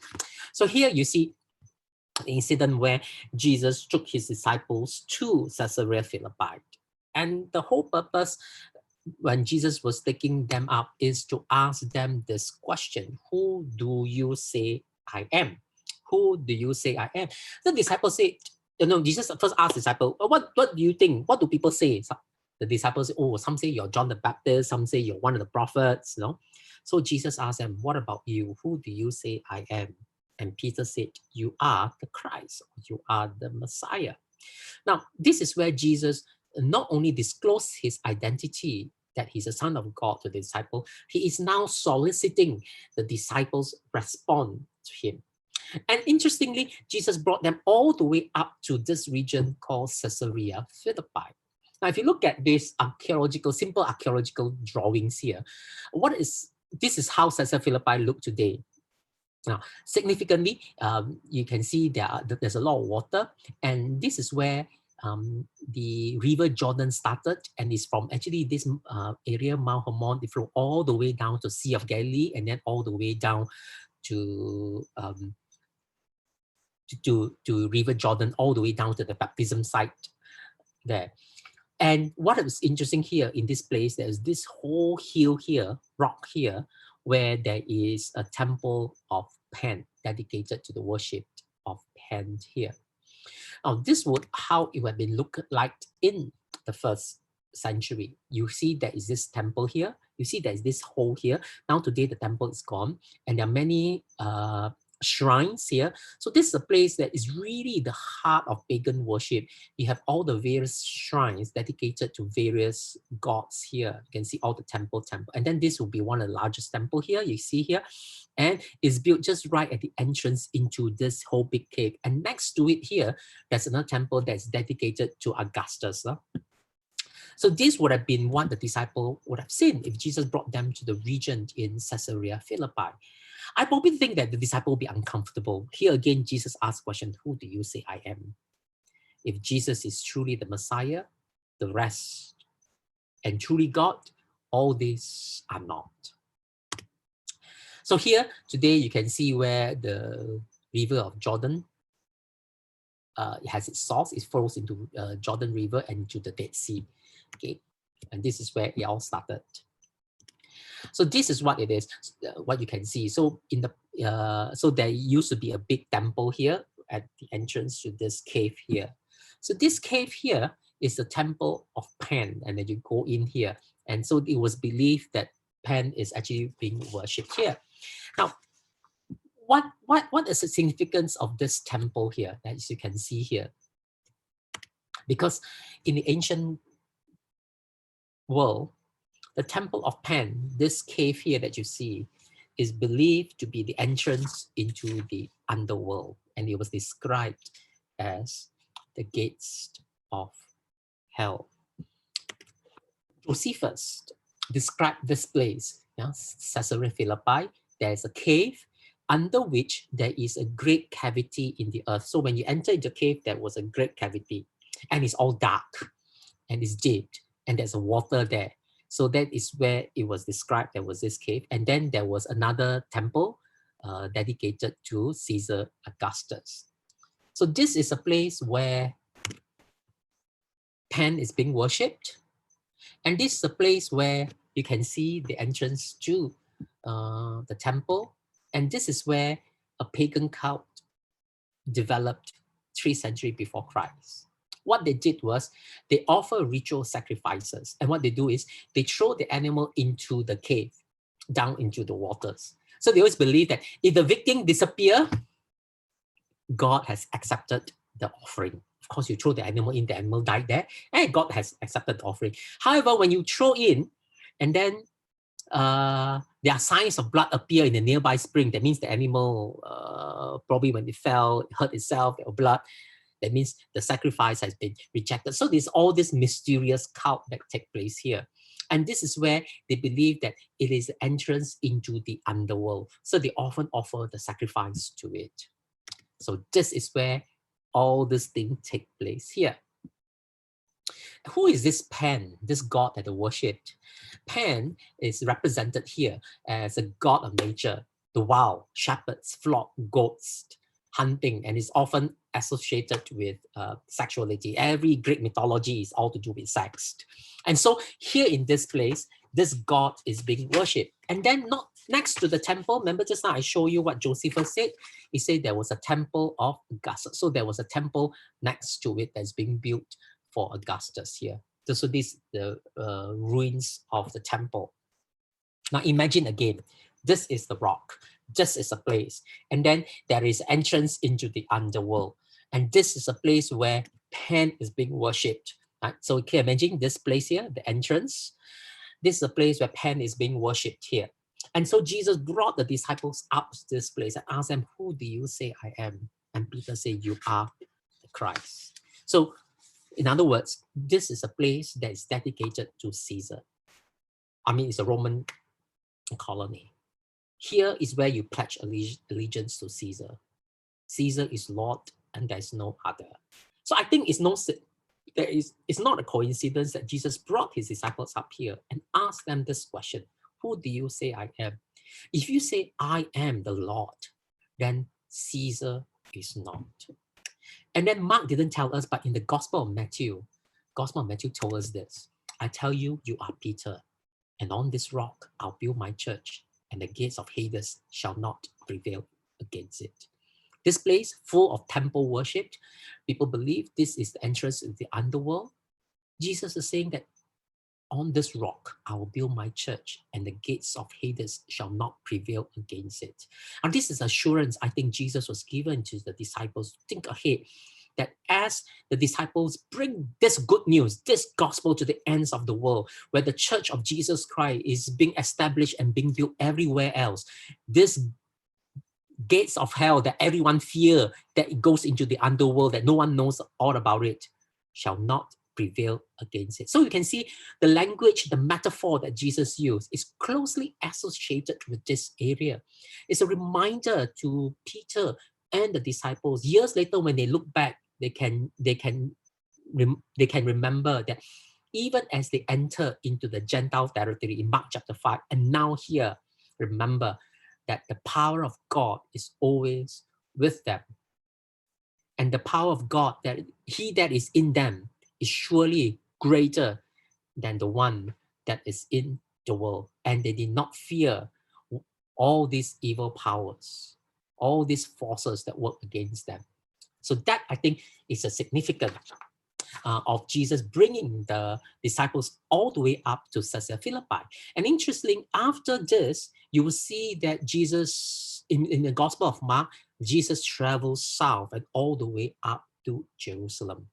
And for Mark, when Jesus entered into Jerusalem, it is already the final week of his life. When Mark chapter 11 onwards talks about the triumphal entry of Jesus, it is really the final week of Jesus. So when we look at the Gospel of Mark, we can see that in Mark chapter 1 to 8, pretty much of what Jesus did was his public teaching, and you can see many miracles that Jesus performed. When you come to Mark chapter 8, 9, 10, Jesus spent a lot of time with the disciples, teaching them, predicting to them that he's going to die when they go to Jerusalem. So in Mark chapter 8, 9, 10, Jesus turns his attention towards Jerusalem. And Mark chapter 11 to 16, you see that Jesus is in Jerusalem. And there's hardly any miracles there now. Jesus was preparing to face his trials, his crucifixion, death, and then his ultimate victory, the resurrection. So we now move to Jerusalem. Now in Jerusalem, Mark narrates for us the final week of the life of Jesus. If you see, started with Palm Sunday when Jesus entered into Jerusalem right up to his the Last Supper, his crucifixion and his resurrection. So for this, I'm going to zoom in a couple of events on Jesus cleansing the temple. One, we're going to look at this event, and then we're going to look at Gethsemane and the betrayal shortly, briefly. So let's look at Jesus cleansing the temple. In Mark chapter 11, if I can just read to you, Mark chapter 11, it narrates for us what happened when Jesus was in the temple. I'll just read to you from verse 15 to verse 15. On reaching Jerusalem, Jesus entered the temple courts and began driving out those who were buying and selling there. He overturned the tables of the money changers and the benches of those selling doves, and would not allow anyone to carry merchandise through the temple courts. And as he taught them, he said, "It is not written, my house shall be called a house of prayer for the nations, but you have turned it to a den of robbers." The chief priests and the teachers of the law heard this and began looking for a way to kill him, for they feared him, because the whole crowd was amazed at his teaching. So here, in Jerusalem, we see Jesus cleanse the temple. Now, this is the model of what the temple of what Jerusalem would look like in the first century, and this is actually the temple. So what I'm standing here and taking this photo, you can imagine that where I'm standing here is like Mount Olives, where Garden of Gethsemane is, where Jesus' ascension took place here as well. So this is the Valley of Kidron, and this will be the temple, and this will be the city of David. Okay, now in this temple on Mount Olives, you have a panoramic view. The entrance of the temple is from this is actually north, this is south, this is east. That means where I'm standing is towards the east of the temple. Okay, and that will be the western side. So north, south. So the entrance temple is usually from the steps that's leading from here. Then you can see this row of building here. These will have been the shops here. That means a lot of temple activity, buying and selling will have taken place here, and probably overfill into this area as well. This is actually the court of Gentiles. This is the only place the Gentiles can come in and get as close to the temple. Of course, this will be then be the holy place where the priest will carry out all the sacrifices, and the court of women will be here. So there are two signs that is being covered on this wall here that says that Gentiles are prohibited from entering beyond this. Right? So this is the boundary. So I'll show you that inscription that has been discovered. So this will be where the trading activities have taken place. Gentile, if you want to come close to worship God, this will be the only place, and so on. At the time of Passover, so you have money changers, you have people who sell doves here that's carrying out all these activities here. So you just imagine all these places will be full of people. It's just like a market square here, right? So the question is, why did Jesus carry out this very drastic actions in cleansing the temple? There are a number of reasons. I think I suspect number one, the temple is now corrupted. It is a money-making enterprise now. Why? Because what started as a noble intention, now remember that the coins had the Caesar's face. They do want to bring this into the temple. So people travel from all over the world then, all the Jews, when they make their pilgrimage to Jerusalem, they will have carry along with them coins minted in their local geographical areas. Coin that maybe have the face of Caesar. You can imagine at one time, the Pharisee asked Jesus, "Whom should we pay? Should we pay taxes to Caesar or not?" You know, and Jesus asked, "Show me the coin." You know, that is the face of Caesar. Whose face is it? Caesar's face. So give to Caesar what is Caesar. Give to God what belongs to God. So they would have brought all these coins to the temple, but you don't want to have all these coins being brought into the temple, a sacred place. So what the religious leader come up with a very novel idea is to exchange this coin to a coin that is being used for the temple. So it's like a temple currency. Just imagine you go to a casino, you change your money into a casino chip, something like that. So this is what is taking place in the temple. So you exchange the money into a temple currency that you can use to purchase the animals for your sacrifices. And the law of Moses dictate that the animals that you do your sacrifice must be blemished, must be this, must be that. So it's very difficult for you to bring your animals along the way. Can you imagine you travel 7 days, 14 days on road, your animals by then come to Jerusalem may not be unblemished anymore. So the best is buy something that has been approved by the religious authority, buy something that is halal from the religious authority. And this is exactly what is taking place here. So the money changer was set up as something noble so that you don't bring all the face of Caesar into the temple. But when you do things like that, you can be sure that there is corruption, because this is where everybody needs to fulfill their religious obligation. This is where I need to change my money. So why not make a little bit more out of these people? Why not charge a little bit more? Just like what is happening right now. You want to buy face masks, the price of face masks escalated so high because everybody needs it. So let's increase the price. Demand supply kind of situation. Economics at work here. So this is what's happening here. The temple is corrupted. And then temple also sells animals. This is a photo taking of one of the temples outside in Penang. So this is a good example. You see, devotees come to this temple. They offer sacrifice. What did they do? These are traders by the side there. They sell everything. So they make it easy for you as a devotee. You just go there, go and buy what you need to buy and do your sacrifice to the temple.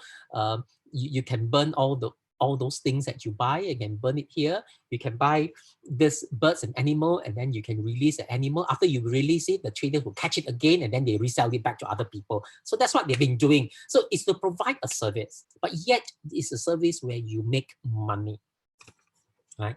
So there you can see here in Penang as well, right? So it's not different there's no different in the temple in Jerusalem. But if you notice, the thing that Jesus overturned the tables are the money changers and those who sell doves.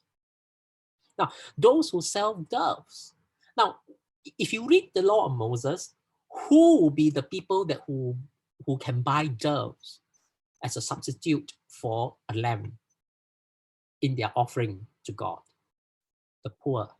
That means all these traders that were selling the doves are selling it to the poor, because they are so poor that the law of Moses allowed them to sacrifice pigeons or doves other than a lamb. So can you imagine? I'm the poor people. I have to travel all the way to Jerusalem. And remember, many of us who are poor, many of people who are poor back then, they would have been a daily wage earner. They probably work in their own farm, their own fields. They are poor. So they have to take time off work and travel all the way to Jerusalem, celebrate the feast of Passover, and then travel all the way back to where they come from. Assuming they walk 1 week, they spend in Jerusalem a few days, and they walk 1 week back. That means 2 weeks to 3 weeks without work. There will not be any income. And yet, when they come to Jerusalem, whatever little money that they have to exchange it to a temple currency. And by using the temple currency to buy these pigeons, buy these animals, so that they can fulfill the religious obligation according to the law of Moses. So you can imagine the poor, they're being robbed once when they change money. They're being robbed the second time by those unscrupulous traders who may have increased the price of those animals. So the poor is robbed twice. No wonder Jesus was upset and overturned the tables of the money changers and those who sell the animals. And not only that, recent archaeological discovery found that the high priest in Jerusalem actually lived in luxury. In Mount Zion, there were underneath a private home, there was a vaulted chamber underground. So this private home has kept it that way until one fine day they decided to get the archaeologists in to have a look. And they actually discovered that underneath here is a ritual bathtub. Now this sort of bathtub, this design, the bathtub here that was discovered was rare. And the only other similar type that's being found was actually found in King Herod's palaces in Masada and Jericho. The kind of design, the kind of material that's being used. So it probably suggests to us this ritual bathtub, the mikveh, probably belonged to the high priest. And they also discovered other object that's being used by high priests when they cleanse themselves. So probably suggests that the high priest lived in luxury. So this is one of the bathtub, the photo that you can see now that's being excavated. And then they have stone cup that the priests used for purification has also been discovered. And along it, they also discovered there are 3 round pits serving as bread ovens for the residents of the home, like this.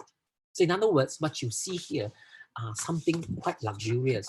You have a kitchen, you have a bathtub, a luxurious one that enable one to carry out religious purifications. So the question is, who is this? All that has been discovered belong to a religious person in Jerusalem? If so, who could this religious person be? Could it be a high priest?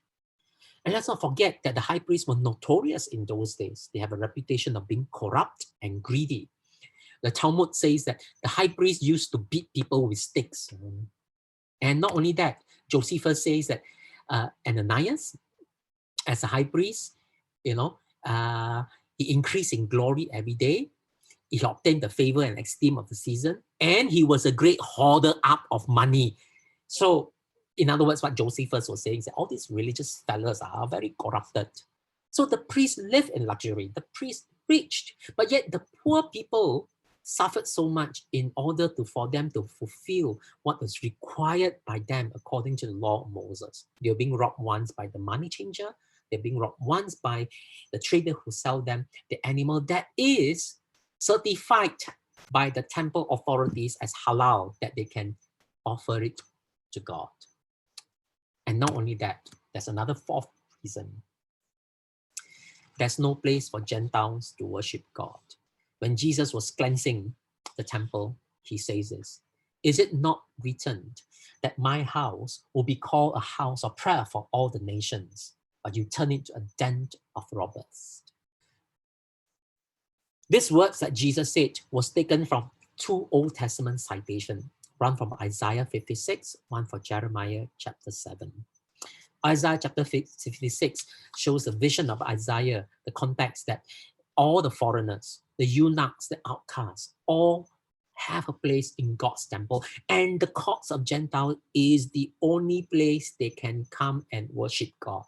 But that was taken away from them. Just imagine, this is the only place that Gentiles can come and worship God. But this has been turned to a market where you have people selling animals, people exchange monies. Where can Gentile come and worship God? And what is even more interesting, you see this wall here? All right, that separates the courts of Gentiles and the sanctuary, the temple of the Lord, the holy place. Here, 2 stones have been discovered, 2 identical stones have been discovered. One is a full stone slab that has been discovered, is now kept in the Istanbul Archaeological Museum. The other one, that is 1/3 of it, is kept in Israel Museum. So there are 2 stones that have been discovered, they're identical. So this is one of them. It says that no foreigner shall enter within the forecourt and the balustrade around the sanctuary. Whoever is caught would have himself to be blamed for the subsequent death. So in this case, this stone has been called the Gentile prohibition inscription, because this stone tells us that Gentile cannot go beyond this area. Gentile cannot be here. But here, you have all the trading activity carried out, all the people shouting for one another, but hey, I give you better rate, hey, this is cheaper, oh, this is halal, everybody is crying. Can you imagine how could a Gentile even find space to worship God? So this was discovered in 1936, this half of this stone. Early on in 1871, a similar one was discovered in Istanbul, and this is a full one. So this is only a portion of it. So that's why we are able to know what the inscription is all about, because this is a full stone block that was discovered in that's discovered in Israel, but it's now housed in Istanbul Archaeological Museum. So there are two stones that are identical. One is a full one, one is a 1/3. The other one that discovered only this size, this part here. So there are two identical stones. So can you imagine two identical inscriptions there, warning people, though the Gentile, don't go beyond here, don't go beyond here. This is the boundary. So the one that highlighted in red, it was the one that was discovered that's now housed in Israel Museum. The complete one is in Istanbul Archaeological Museum. So there are two. So imagine, if you are the Gentile that day, where can you go and find a place to worship God? That's why Jesus was extremely angry, because the poor is robbed twice. The priests live in luxury, and the Gentile have no place to go and worship God. So in other words, when you look at it, you can ask your question, what had become of the temple? The temple as a religious identity of the people of Israel has failed. It's no longer the place of worship anymore. The religious leaders, they rob the poor, they live in luxury, they too have failed. But the question is, the disciples, will they fail too? They confess Jesus, you are the Christ, the Messiah in Caesarea Philippi. But will they be true disciples, or will they fail too? We just need to move on to Mark chapter 14. We see Peter also failed. When Jesus was in the Garden of Gethsemane praying, the disciples could not tarry with Jesus. So today we can still visit the Mount Olives, the Garden of Gethsemane. It's a very peaceful place. We can imagine how it would be like in the first century, where Jesus prayed in the vicinity of this area. There was a little stone carved up here that commemorates Jesus praying, agonizing in the Garden of Gethsemane. And the church of all nations, or sometimes it's called the Basilica of Agony. Inside here, you can see this big rock. This is a place that was believed that Jesus knelt and Jesus prayed and Jesus agonized. And you can see around it here are the crown of thorns. Right? And then you can see there's a cup here. Jesus asked the disciple, are you able to drink from the cup that I drink? They all say can. Here, Jesus prayed. And this was the big rock that was believed to be the place where Jesus agonized. And this is a church that's being built over this place. Right? So Peter failed. He couldn't tarry along with Jesus. Now, when Jesus was being tried at that time, Peter also denied our Lord 3 times. So today we could actually visit St. Peter in Gallicantu, and this is actually quite a moving place to visit. So this is what believed to be a house of Caiaphas. And here is where Peter denied our Lord 3 times. So if you look at this statue commemorating Peter denying the Lord, you can see here, it's taken from Luke chapter 22, verse 57. Peter said, I do not know him. There was a Roman soldier behind. There was this slave girl asking Peter, you can see the fire here. You are one of the disciples. Peter say, no, no, no, I'm not.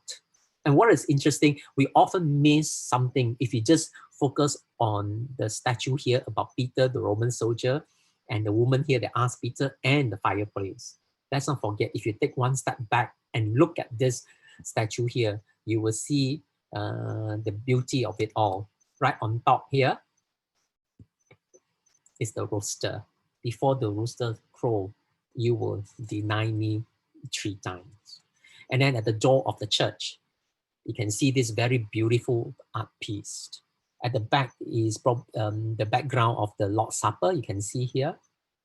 And Jesus saying here, Peter, I tell you, before the rooster crow, you will deny me 3 times. And Peter said, me? No, no way, no way, no way. And Peter also has failed the Lord.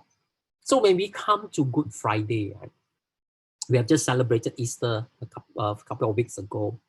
We see that when Jesus goes to the cross, it was such a lonely path that Jesus took because the temple has failed. The religious leader have failed. The disciples have also failed. So you just imagine if you and I were Jesus, how would you have felt? And everything else failed. So if you follow Mark's narrative up to this part here, up to Mark chapter 15, it ended rather depressingly. So the question that for us is always this: is there hope? Is there hope? We thank God that when we move on to Mark chapter 16, there is great hope. There was a resurrection, right? And today we can still visit Israel, and there are a number of tombs that you can see by the roadside. This is one example of tombs that date back to the times of Jesus. You can lay the body of the dead here, and this stone was used to cover. And we thank God today there is an empty tomb to remind us that there is great hope for us. Christ is risen. He is risen indeed. Hallelujah. And because of the resurrection of Christ, it gives all of us hope. Hope for today, hope for tomorrow. Even in the current difficult situation that we are in, there is great hope. We don't have to lament. Yes, we lament because lament tells us that we are weak. There's a lot of things that's not in our control, but lament also asks us to look to God, because in God there is great hope. So the question that is left behind for us today, as we follow Jesus this morning in Galilee and Jerusalem, the question that I would like to leave for us is, what story are you and I telling today? Bear in mind, in Mark chapter 5, the demoniac that Jesus healed, that demoniac wanted to follow Jesus, but Jesus said, you go back to your hometown. You can reach the Gentiles, which the disciples cannot at that point in time. You go and tell them. And he did. And because of what he did, Gentiles believe. Or we could be like the pig farmers who also tell the same story. But yet by telling that story, we led people to reject Jesus. So what kind of story are we telling? We have just celebrated Easter. Look at the empty grave, empty tomb, the glorious resurrection of Jesus. There is great hope for us. And so, brothers and sisters, as we reflect on this, may you and I be faithful disciples of Jesus, even during this difficult period of time, that we will go and tell the true gospel of Jesus Christ. Not only to tell by word, but to tell this true gospel of Jesus Christ, the true Son of God, by our deeds as well. More so in the current situation that we are in.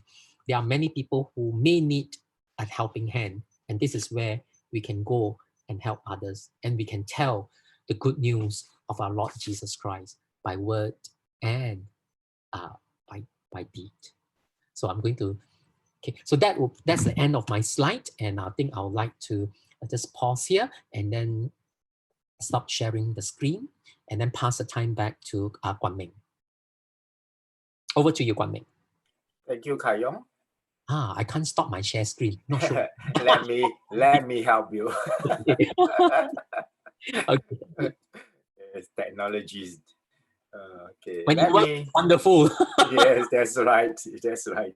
Yeah. So once again, if you have questions to ask Kar Yong, just scan the QR code here, and or go to slido.com and you can post your questions there, and we'll pick up your questions from there.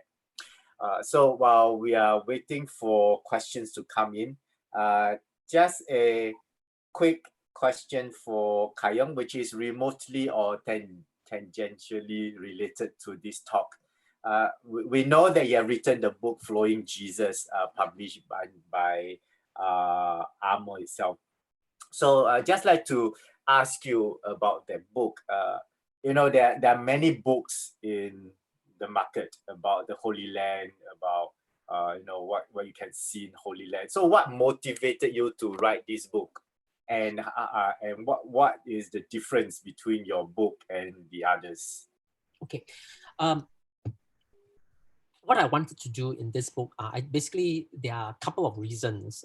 One of them is, if you look at many of the guides to the Holy Land, they are often like Lonely Planet type of guide. That means they guide people through the sites. That means you follow geographical region, you follow the sites. Right? And there's a lot of background info, there's a lot of archaeological data info there. So that I think anyone can find. You Google, you can find all this information. So what I'm trying to do here is, when I lead groups to Israel, I often realize that the guidebook that we have leads people based on sight. There is no overarching biblical narrative. So that was the first reason that prompted me to consider maybe I should do something according to biblical narrative. That means I don't let the sight speak, but I let the scripture speak by itself. So that's why in my Following Jesus book, I opted for a guide to the places of Holy Land according to the Gospel of Mark. So I started with the Gospel of Mark because we can actually follow the itinerary quite closely. We arrive, we go to the baptism site, we go up north to Galilee, Caesarea Philippi, and then we go to Jerusalem. So it kind of follow Mark's narrative quite neatly. So that means to say, when we do a trip, we let Mark speak to us, we read the Gospel of Mark, so we hear a biblical narrative. So we are not constrained by the sites, but we let the Bible speak for itself. That's number one. And number two, as I said, a lot of those guidebooks give a lot of info and data. But what I'm trying to do is to move beyond that, but to give a biblical reflection. Yes, I just mentioned briefly about the significance of the site, but then what I'll do is I'll look at the biblical significance. I also draw from the Old Testament and New Testament and relate it. So a lot more is on biblical significance of the site we visit. How can we relate that sites to the narrative in the Bible? And of course, at the end, I gave a couple of questions for reflections, and then a short little prayer that you can pray. So it's like this book here can be like a little guidebook that you can use if you visit the Holy Land, and then you can use it as a guide, you can use it as a devotion, you can use it as a reflection, or you can read it on your own. So all these are printed in full colors, all the photos are all in full colors. So that was the reason why I decided to work on this book. Thank you. So and the question that related to the book, do you think if I don't go to the land of Israel, right, can I still use your book like for my daily devotion, especially during this time where we are kind of locked in? Would it be something helpful for our spirituality and devotion without having to go to the land itself? Yeah, definitely. In this book, there are 32 chapters. If you do one day, one chapter, that will be your devotion for 1 week. Yes, definitely, you can still use it. So it is helpful for those who are going, helpful for those who have been. It will refresh your memory. For those who have not been, hopefully the photos that is in this book will be a guide for you as well. So in other words, you could actually use this book as your devotional guide if you want to. Each chapter was written in such a way that it will not take you more than 10 minutes to read, so you can just do quickly for your morning devotion. And the size of the book is something that you can put into your bag and carry along with you in your public transport, and you can read it as well. So that was designed in such a way for the book. Thank you. So the question from the participant, the first one is, can you explain Mark 8:33, where Jesus told Peter to get thee behind me? After Peter has confessed that Jesus is the Son of God, the Messiah, then Jesus, in following the conversation itself, Jesus said, get thee behind me. Could you just help us to understand a bit about that? Okay. This in Mark chapter 8 verse 33, right? He rebuked Peter, get behind me.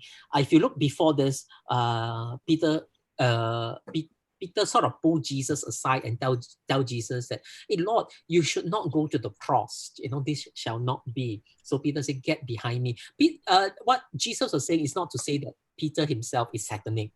What I think here is what Jesus was saying, that the very idea that I should not go to the cross doesn't come from human. It is from the evil one himself. Bear in mind the temptation of Jesus. That is where we see the devil surface to tempt Jesus. In each of the 3 temptations of Jesus, what the devil was trying to do was tell Jesus, hey, Jesus, come on. You don't have to go to the cross. I offer you a shortcut. Hey, I take you to the pinnacle of temple. Hey, Jesus, you jump down lah. People will look at you and say, hey, is it Superman? Is it Batman? No. It's Jesus. He's the Messiah. Then you have everyone following you already. Why need to go to the cross? And don't forget, Satan also tell Jesus, he brought Jesus to a high mountain, to a plain, and said, hey, Jesus, look at the world. Hey, I can give it to you. No, just worship me. It's like, you want to be a Messiah, that is shortcut.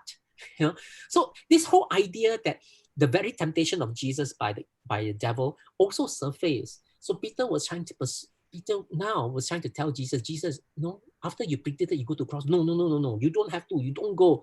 What Jesus was saying is that, Peter, you don't understand. This whole idea was evil itself, from the evil one itself.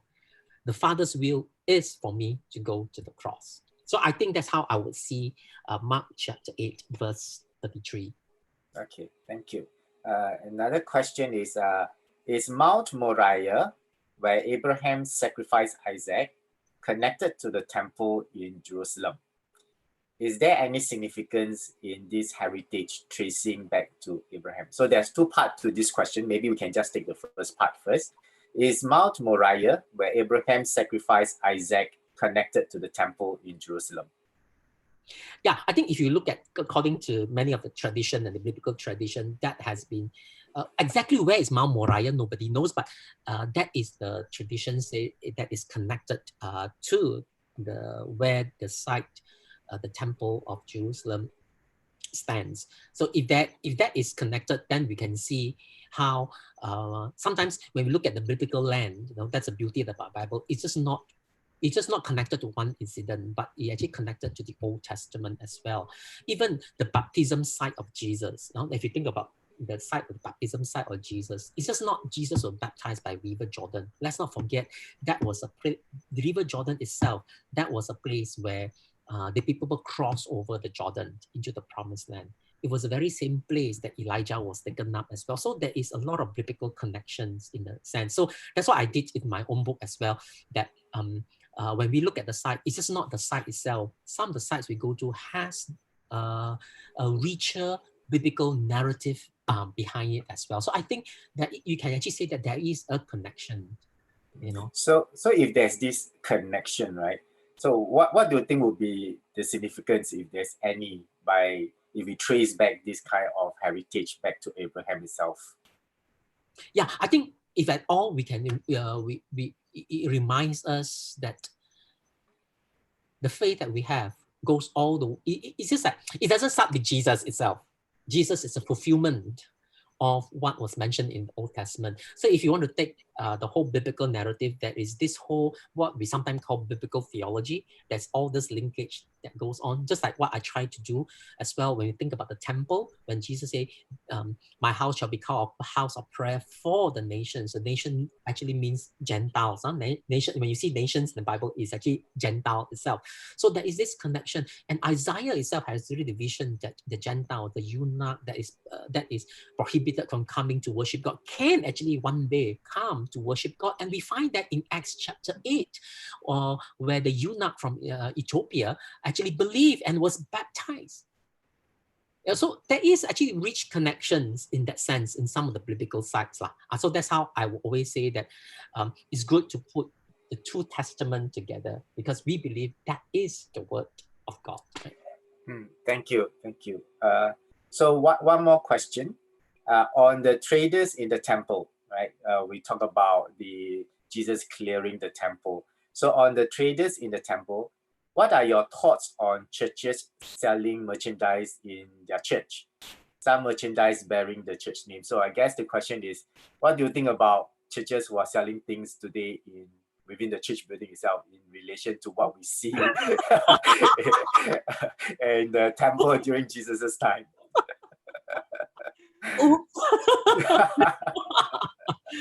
I think if you ask me, I wouldn't have much of the problem. Okay, I think what happens if you look at Mark chapter 11 when Jesus cleansed the temple, the whole question is, all this selling and buying, has it not distracted the people from worshiping God? Has it not robbed the poor?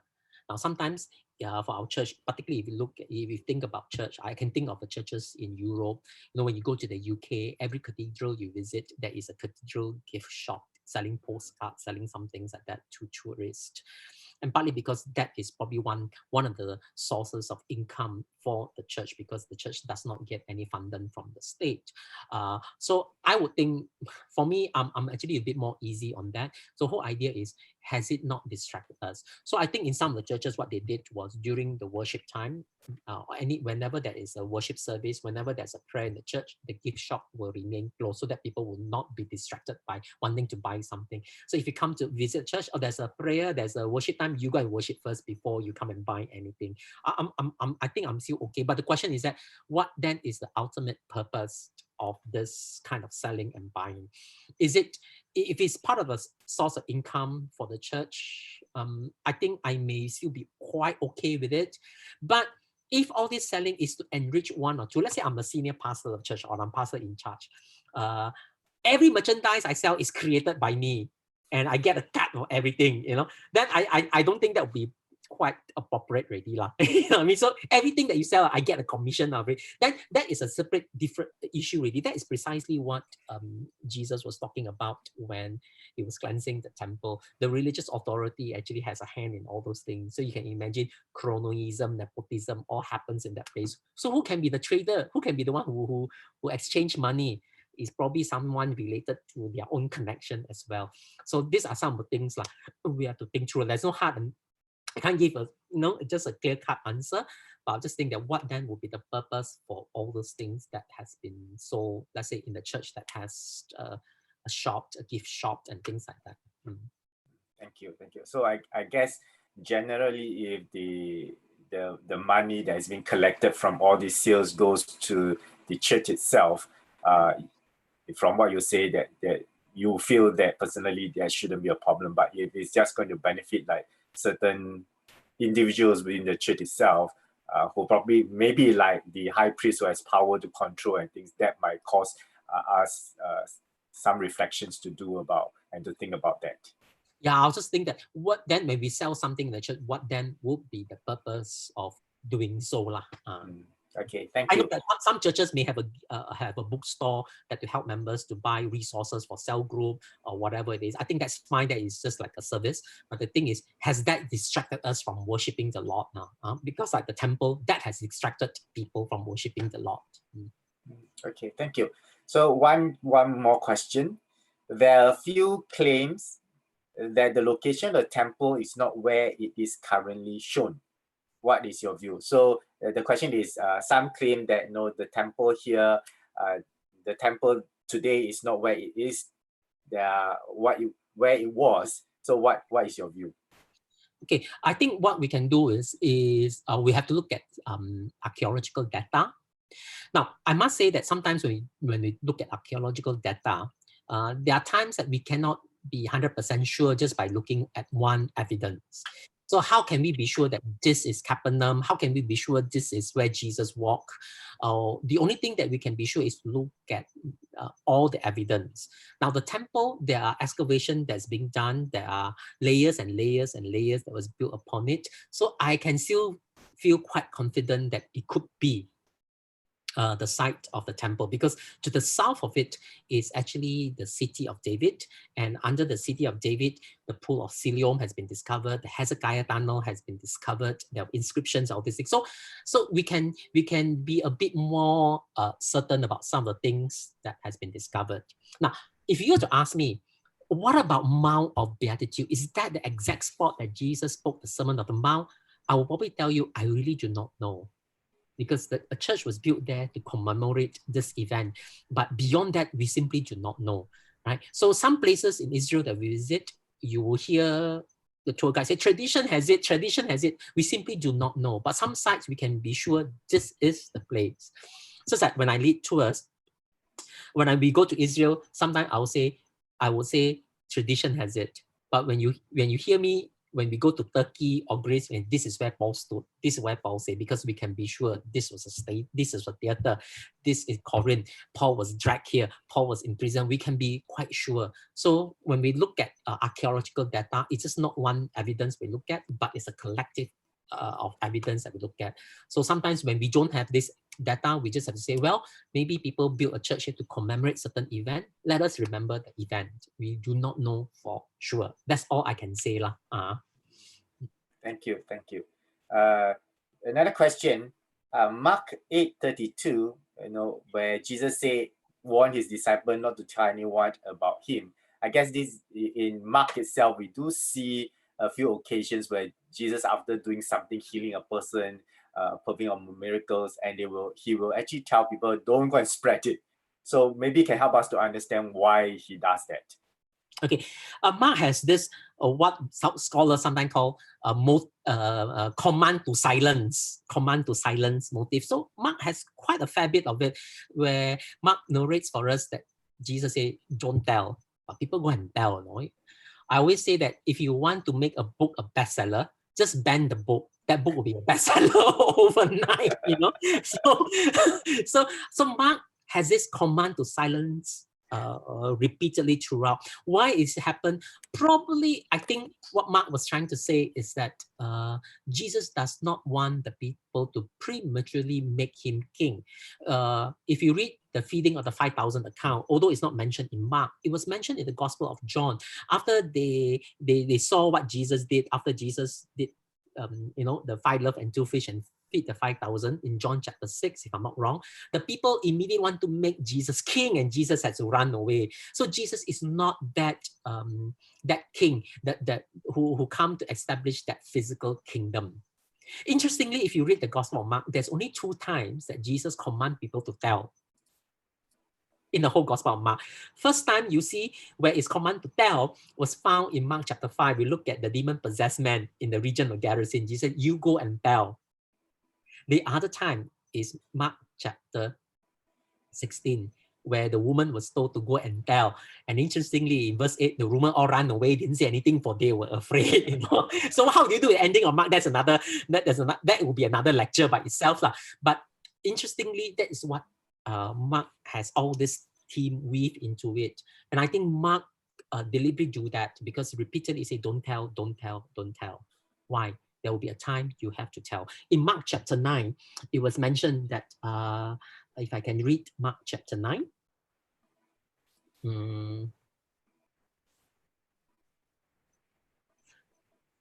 Okay, let me find the word. Okay, Mark chapter 9, verse 8. That is about the transfiguration. And the transfiguration account, Jesus,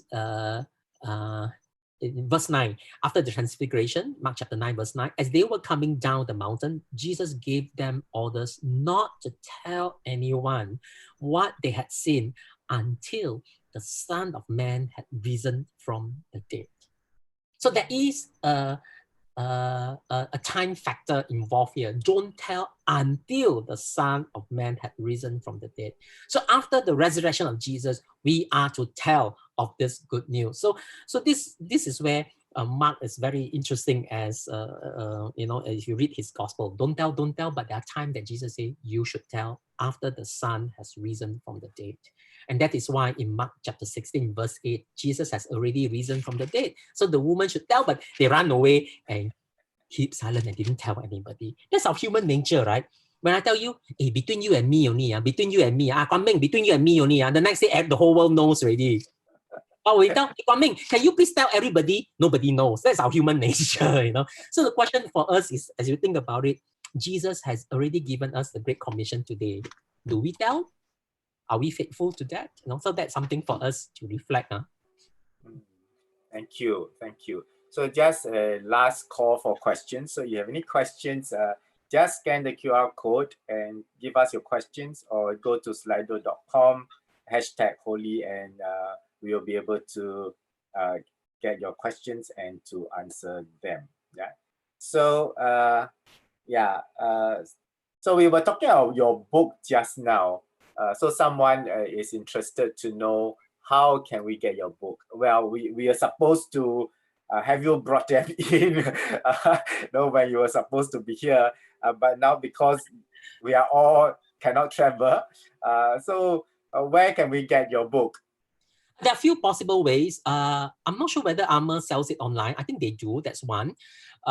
If you don't mind waiting a little while, once all this from our side MCO, from your side the CB is over, I think we can always arrange to meet up where I can safely ship down 10 copies, 20 copies if you're interested. That can always be arranged, not a problem. Not a problem.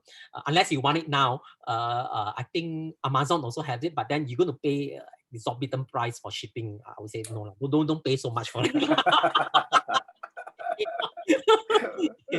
And I think Armour may have it, but if you can hold on a little while, when all the things over, then we can always arrange for shipping, and I can always ship something to Kwang Ming and then pass it to you all. No problem at all. That can be arranged. Yeah. So if you are interested in the book, you can send me an email. Yeah. So reply to the email that I sent you, then we can maybe tally the numbers, and once this whole MCO and CB is over, we can see how we can arrange for Kar Yong to ship the books over. Yeah, we can do a bulk shipping in a box over. No, it's not an issue. Shipping is not too exorbitant, too expensive from here. That can be organized. So just in case we have an over demand of your book, how many copies do you have in your stock? Stock is not a problem. Stock is not okay. No issue. No issue. You work out ways how we can get it. I think I'm due to go down JB also, so I can always pass over. So we will work out a way if you want anything that can be done. Not an issue. Okay. So we'll just take the last two questions, and then we will end the session for today. So the question is, will the Temple of Jerusalem be a source of conflict that could trigger the end times event according to the Bible? Yeah, so I guess the question is, what is the role of the temple in relation to the end times? I think the temple is always a source of tension, because if you look at it, all the Abrahamic faith, I call it the Abrahamic, that means Christian, Judaism, and Islam, all have a stake in it. On the Western Wall, you see the Jews who still go there and pray faithfully. The Christian believe that is where the temple is, and then the Muslim claim that is their holy sites as well. So it's a place of tension, certainly, definitely. Now, how that would trigger for the end times, I think I really do not know. I really can't. I don't know. I to be honest. What would any events that trigger the end times? Now that you hear what we're having in the COVID-19 situation, everybody is prophesying about end times. So to be honest, I really do not know. I think far more important for us as believers is that we remain faithful to the Lord no matter what happens. Whether there's tribulation, whether there's hardship, there's war, whether there's a pandemic that we are encountering, whether there's economic hardships, we're all affected by it. I think bottom line for us is, let us remain faithful to the Lord and continue to worship God for who He is. I think that is important for my response. Yeah, I do agree with you that we probably won't know what the end times will turn out to be like. I mean, we can have a lot of pictures and imaginations and suggestions, but really we don't know how the whole thing will turn out. And like what you say, I think as long as we are faithful to God and to just worship Him, I believe things will turn out fine for us. And just be ready. You never know. Be ready. Yes, always be ready, like what Jesus said, right? Be always on the alert. Yeah. So one last one, probably might be a bit difficult to address this, but if you could just give a few quick words on this. How does Jesus know that He has the ability to heal and to do miracles? And how does He know that this comes from God? So we probably have to read into the psyche of Jesus, but I'd like to hear from you, maybe just some words on that. I don't know, maybe when I get to heaven one day, I'll ask that. But I think certainly, if you look at some indications, right, there are probably few things that we know. Say, for example, during the baptism of Jesus itself, there's a voice from heaven. This is my beloved son. So there's a few indications that that reveal not only to Jesus but to the people around him that this person Jesus is just not a mere human being, but he's something greater than that. So scholars have debated throughout the years at which point in time that Jesus realized that he is a son of God, that he can do all these things. Is it at age 12 when he was in the temple debating with the religious leader? Or is it at the point where he begins his public ministry, baptized by John in the river Jordan, where there's a voice coming from heaven? Or is it at the temptation account that he realized it? So you ask me, I simply do not know. I can't give a straight answer, but in the gospel, there's already indication for us, even at age 12, the wisdom of Jesus beyond his peers at the baptism itself. So there are already indication that Jesus is certainly someone that is from God. Okay, thank you. Yeah, I think that's very helpful for us to pay attention to the life of Jesus and see how even from his childhood in Luke and then in a significant point of his life where we see that there's kind of a affirmation from the Father, like the baptism itself, the transfiguration itself, where we see God actually affirm that this is my beloved son, in whom I'm pleased, and listen to him. Yeah, so I think that's very helpful for us to keep in mind as we read the gospel itself. Yeah, so thank you, Kar Yong, for coming up online with us for the last 2.5 hours. And I think we have benefited very much from your sharing itself. Yeah, and we do look forward to more of your sessions in future, hopefully in person. Although online is not that bad. Well, I think this first online session has been pretty well. Yeah, and yeah, we really look forward to having you here physically in Singapore when this whole thing is a bit better. So thank you, really, thank you for your time, and yeah, I think many of us will be looking forward to have a copy of your book, especially for this one whole month where we can, read the book and do our devotion with. Any last word from you, Kar Yong, before we Thank you so much. Thank you for having me, and that we can connect in this manner. Although I can't see who you are, but we are thankful for technology as well. Thank you so much. Yeah, thank you. So before we go off, right, we would like to know your thought as well on this, our first online seminar and talk. So do give me your feedback. You can give us your feedback through email. Just reply through the email that I've sent to you. For those who do not have the email, you can send it to this email and I will read it to you. It's called nurture@plmc.org. nurture@plmc.org. So NURTURE@plmc.org. So we look forward to hearing from you, right? So thank you, Kar Yong. Why don't you maybe just close us with a word of prayer and send us off with God's peace. Okay, let's pray.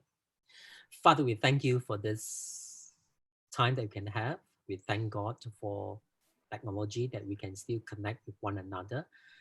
And as we reflect on the life of your Son, Jesus, our Lord, that's been revealed to us through your word in the Gospels, we ask that, Lord, through your Spirit, that you may continue to lead and to guide us. That even during this time that we are not able to move around freely, we pray that, Lord, we will always be open to you and be sensitive to you to lead and to guide us, that we will make full use of the time that we have.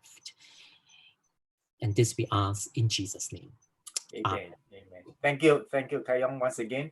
Thank you for your time and leading us through this whole session and give us a really better insight into the book of Mark itself. And I believe that as we read the Mark again, you'll be with a different sight, a different understanding of the book. So thank you once again for joining us on this live. Yeah, bye. So everyone, thank you for joining us. Right. So yeah, continue to check out our PLMC website and updates for more courses online. So I see you all. Goodbye.